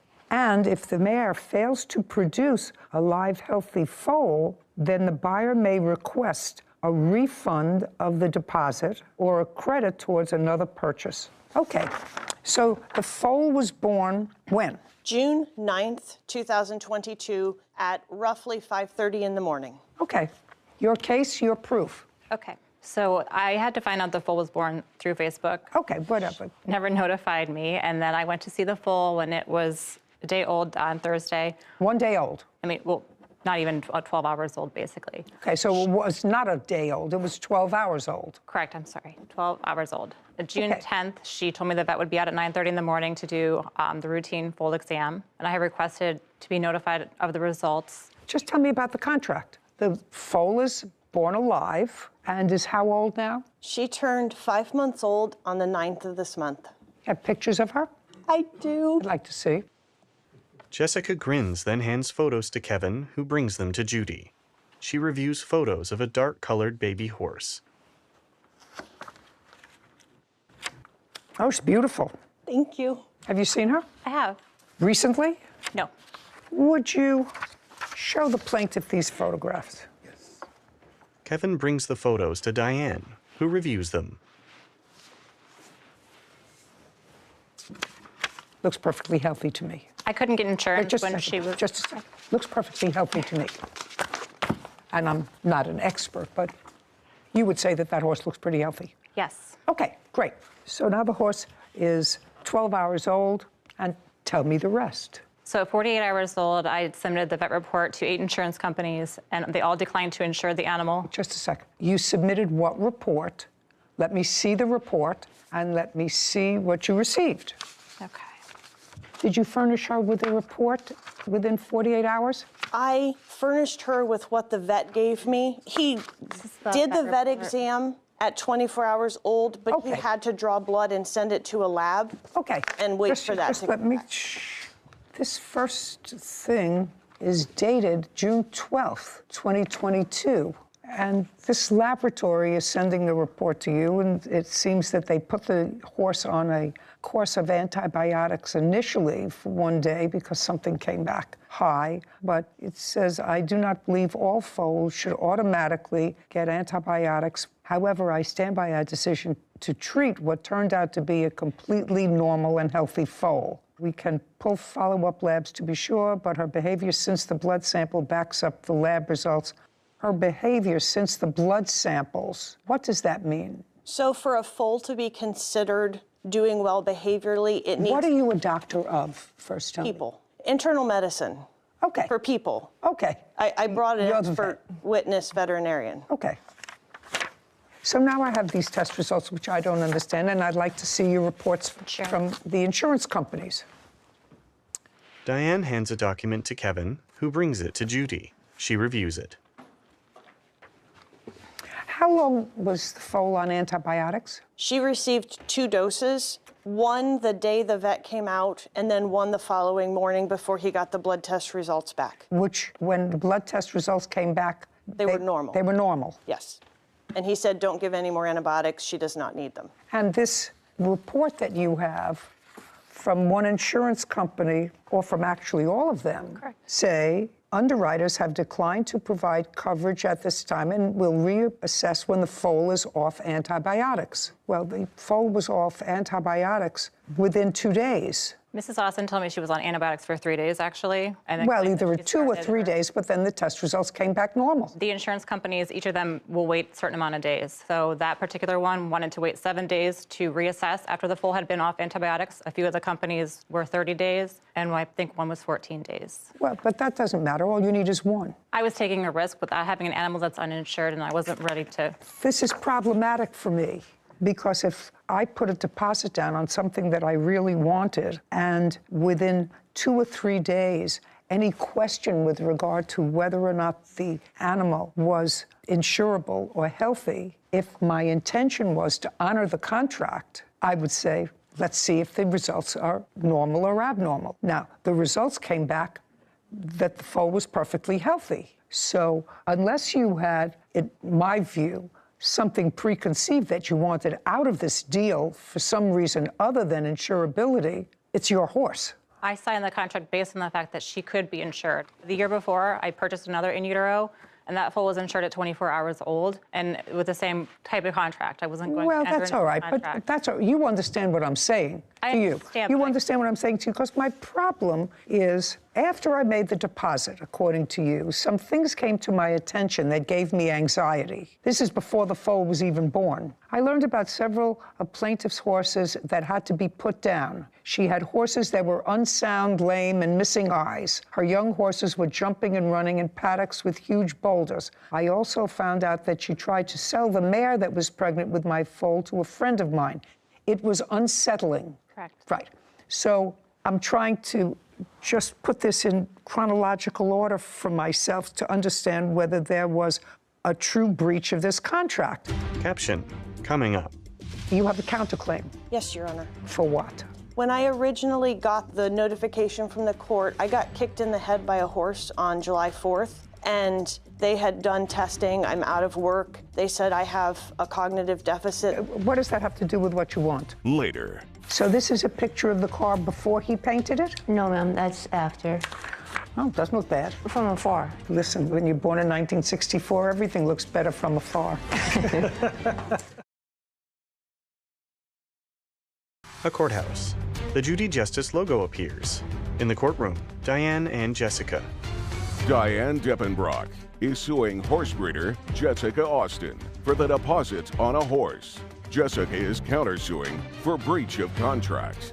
The foal is born on the 9th of June. Correct. Was given a dose of antibiotics on the 10th of June. Correct. Because they were suspicious of something before the blood was drawn. Correct. Given another dose of antibiotics in the morning of the 11th. Correct. The blood results come back on the 12th, which indicates that the horse was totally normal, and you advised her, correct? That the I test immediately result... forwarded the email to her, correct. Okay, now the foal is 50 hours old, and you're told that the foal is totally healthy.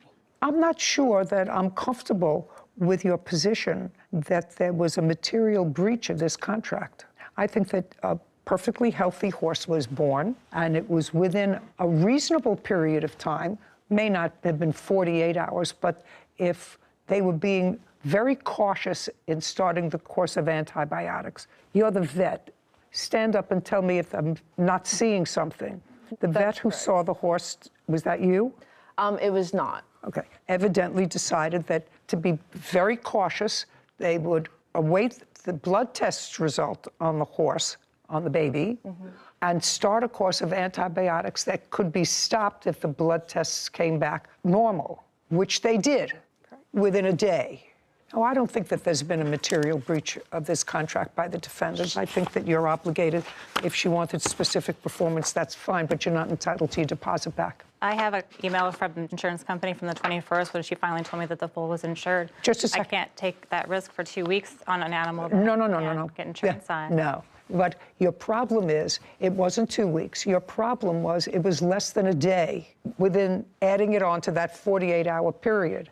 And I have to determine whether that was a material breach of the contract. Certainly, if the lab results came back that show that there was any deficiency in the horse, I would say absolutely you're entitled to your deposit back. But they did not. They came back and they said that a vet wanted to be very cautious but the vet turned out to be wrong. My contract didn't state anything about a vet. I'm telling you, I don't find that one day was a material breach of the contract, because if you had then on the third day sent the normal blood test results out to the same insurance company, the insurance company would have found that the horse was insurable. They wouldn't, because they wanted to wait 7 days until the horse was off antibiotics. Then you wait 7 days. That's still not a material breach. She's not asking you for the rest of the money. So if something would have happened in those 2 weeks, I would have been out $9,000. That is not just a second. accurate. You were not. You weren't going to take the horse until the horse was 6 months old. I wasn't going to take the horse if it wasn't if it couldn't be insured. Well, it could be insured. It turned out that the vet was cautious and you were wrong. And I believe that you had already made a decision in your mind. I had not already made a decision. Well, I find that there's not a material breach. You don't get your deposit back. Now, horse is yours. You have a counterclaim. Yes, Your Honor. For what? $1,500 for my lawyer costs and another $100 to file the counterclaim. For your lawyer's costs for what? When I originally got the notification from the court, I got kicked in the head by a horse on July 4th, and they had done testing. I'm out of work. They said I have a cognitive deficit that they're working. What does that have to do with what you want? I mean, I'm sorry about that, but what does I that obtained a lawyer to represent me in court because I didn't know if I would be capable of representing myself. Oh, well, but you are perfectly capable of representing yourself. You don't get your deposit back. So now you have a perfectly healthy horse that you can sell, and hopefully sell for the same amount that you sold it to the plaintiff for, and pay your attorney's fees. Do you understand? Because she lost her deposit. I don't think that there was a material breach of a contract with an extra 1 day to get normal lab results back. Your case is dismissed. We're done. Thank you very much. This court is adjourned. Jessica. As the judge read from the contract, as the seller, I assumed all risk on the foal until she was 6 months old. Put a lot of money to make an investment in, and you want to make sure that your assets are covered and that the horse can be properly taken care of if something does come up. Therefore, the argument that the buyer would lose anything if something happens to the foal is inaccurate. I'm really happy with the 2 horses that I have, and I'll continue to stick with the ethical breeders that I know. And the insurance that we obtained was based on the exam at 24 hours old. Therefore, we have proven that we upheld the contract. So one interesting thing about that case is, as I was looking at the calendar of what day the horse was born and when the vet came out first and when the results came back, the horse was born on a Friday, and then the vet came out Saturday, and I was surprised that any lab sent labs back on a Sunday. So in a business that's so dependent on something you can't control, when the horse is going to give birth, why would the defendant put in her own contract a 48-hour, such a tight window for insurability for the horse? Maybe it's standard practice. I don't know standard practices for horses or anything like that. But you're right, it's a tight window. Yeah. And my guess is, although I could have asked the question, probably standard in that industry, I'm not sure. But it's interesting to note that in contract law, unless time is of the essence, there has to be some sort of material breach. And, you know, in this case, if the defendant had not had a vet come out and look at the horse for a week, well, that's a different story. She had a vet come out immediately. The vet was super cautious. Vet turned out to be ultimately, thankfully, mistaken that there was nothing wrong with the horse. Got a clean blood test, but the plaintiff had already determined that she had buyer's remorse with regard to this deal. There was another agenda there because the horse looked beautiful as it turned out, 5 months old, and a beautiful animal, and it was perfectly clear within 60 hours. And the defendant seems to love it now and very proud of it, so it's in a good place anyway. Yeah. Case 2134, Wimberly versus Mahara. All parties, please step forward. Tina Wimberly is suing auto body worker Robert Miera for a refund of a 1969 VW Bug paint job. Miss Wimberly, tell me about this car that you have. So I have a 69 Volkswagen Beetle. I've had the car for about 20 years. Where did you buy it? In Salt Lake City, Utah.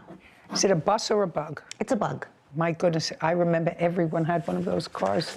The whole world had those little Bugs when they came out, except me. Scared to death. Okay. Anyway, you've had it for a long time and you try to keep it restored. Do you have a photograph of it? I do, yes, I'd like ma'am. to take a look at it, please. Caption coming up. you acknowledge as unsatisfactory because No, you said, I didn't I'll acknowledge. fix I it. said I'd take care of it. And a good gesture to try to make things work with her. I did not deny her any kind of service or say, go get lost, until she started cursing at me. No. She didn't tell you she was cursing at me, you know?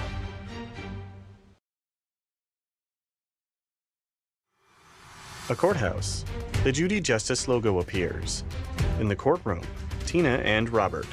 Tina Wimberly claims auto body worker Robert Miera owes a refund on a 1969 VW Bug paint job.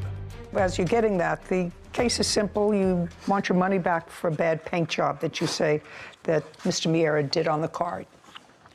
A photo. So this is a picture of the car before he painted it? No, ma'am, that's after. Oh, that's after? Yes. Oh, doesn't look bad. From afar. Listen, when you're born in 1964, everything looks better from afar. Okay, and that's an interesting color. Do you have a photograph of what the car looked like before you took it in to the defendant? No, ma'am. Okay. But I have pictures of after the bubbling that it's doing. Yeah, I'll take a look at it. Tina hands photos to Kevin, who brings them to Judy. She reviews images of bubbles in the purple paint on the hood of the vehicle.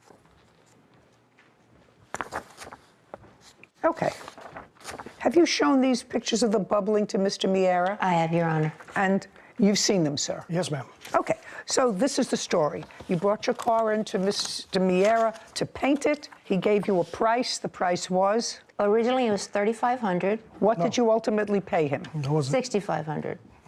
Okay, so you paid him $6,500 to paint it. When had you brought him the car? In January. Of what year? 2021. And when did you pick the car up from him? May of 21. I was moving from Albuquerque, New Mexico to Louisiana, and as May got closer and closer, I kept telling him, I'm leaving, I'm leaving. Okay, the car was there from January until May. Yes, ma'am. You picked the car up in May. Was it ready in May? Yes, ma'am. When she picked it up? Yes, it was ready when she picked it up. When had you painted it? Probably painted it at the beginning of April. No, ma'am. Is that when you started sanding it down, I assume? Oh, no, she actually sanded the car down herself. So the car was completely sanded when you got it? No, it wasn't completely sanded. We had an agreement that she was supposed to help me repair the car. You know, that's why I gave her a price that I did, because she wanted to help and learn how the process went. Okay. So just look up for me. So I gave her 1969 VW Bug. So I gave her found it the on the chance classic car. Okay. learn the process. But you say it was ready when she picked it up? Yes. Okay. And she showed you the pictures of the bubbling on the car? Yes. And she paid you $6,500? Yes. Well, I would have a trouble with that bubbling myself. Of course, I understand. So? I offered to fix the car. And? She didn't want to bring it back. Well, that's far trip for her to bring it back. Well, that's all I can do. I can offer to fix it, you know. Well, by offering to fix it, you acknowledge that I would say as a layperson, this is not what I would expect. Well, I said this was not what I would expect if I paid $6,000 of course to paint a car.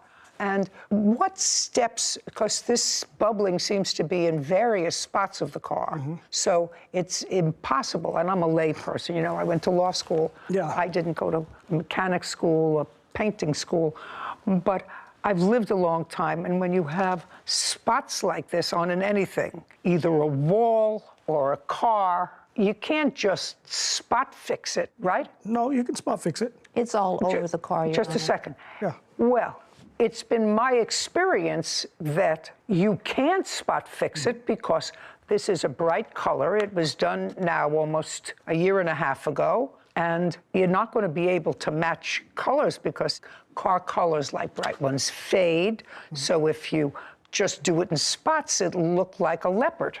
Well, not necessarily. Not necessarily. There's ways to adjust the paint, the color of the paint. Well, you can tint Mr. Miera, she is not bringing the car to New Mexico when she now lives in Louisiana. Yes. Because that would cost her. I know I transport cars of mine when I move around, and that's very expensive. Not quite as expensive as the paint job, but close, which would mean she would have to incur a substantial expense to get you back the car from a paint job that clearly was unsatisfactory.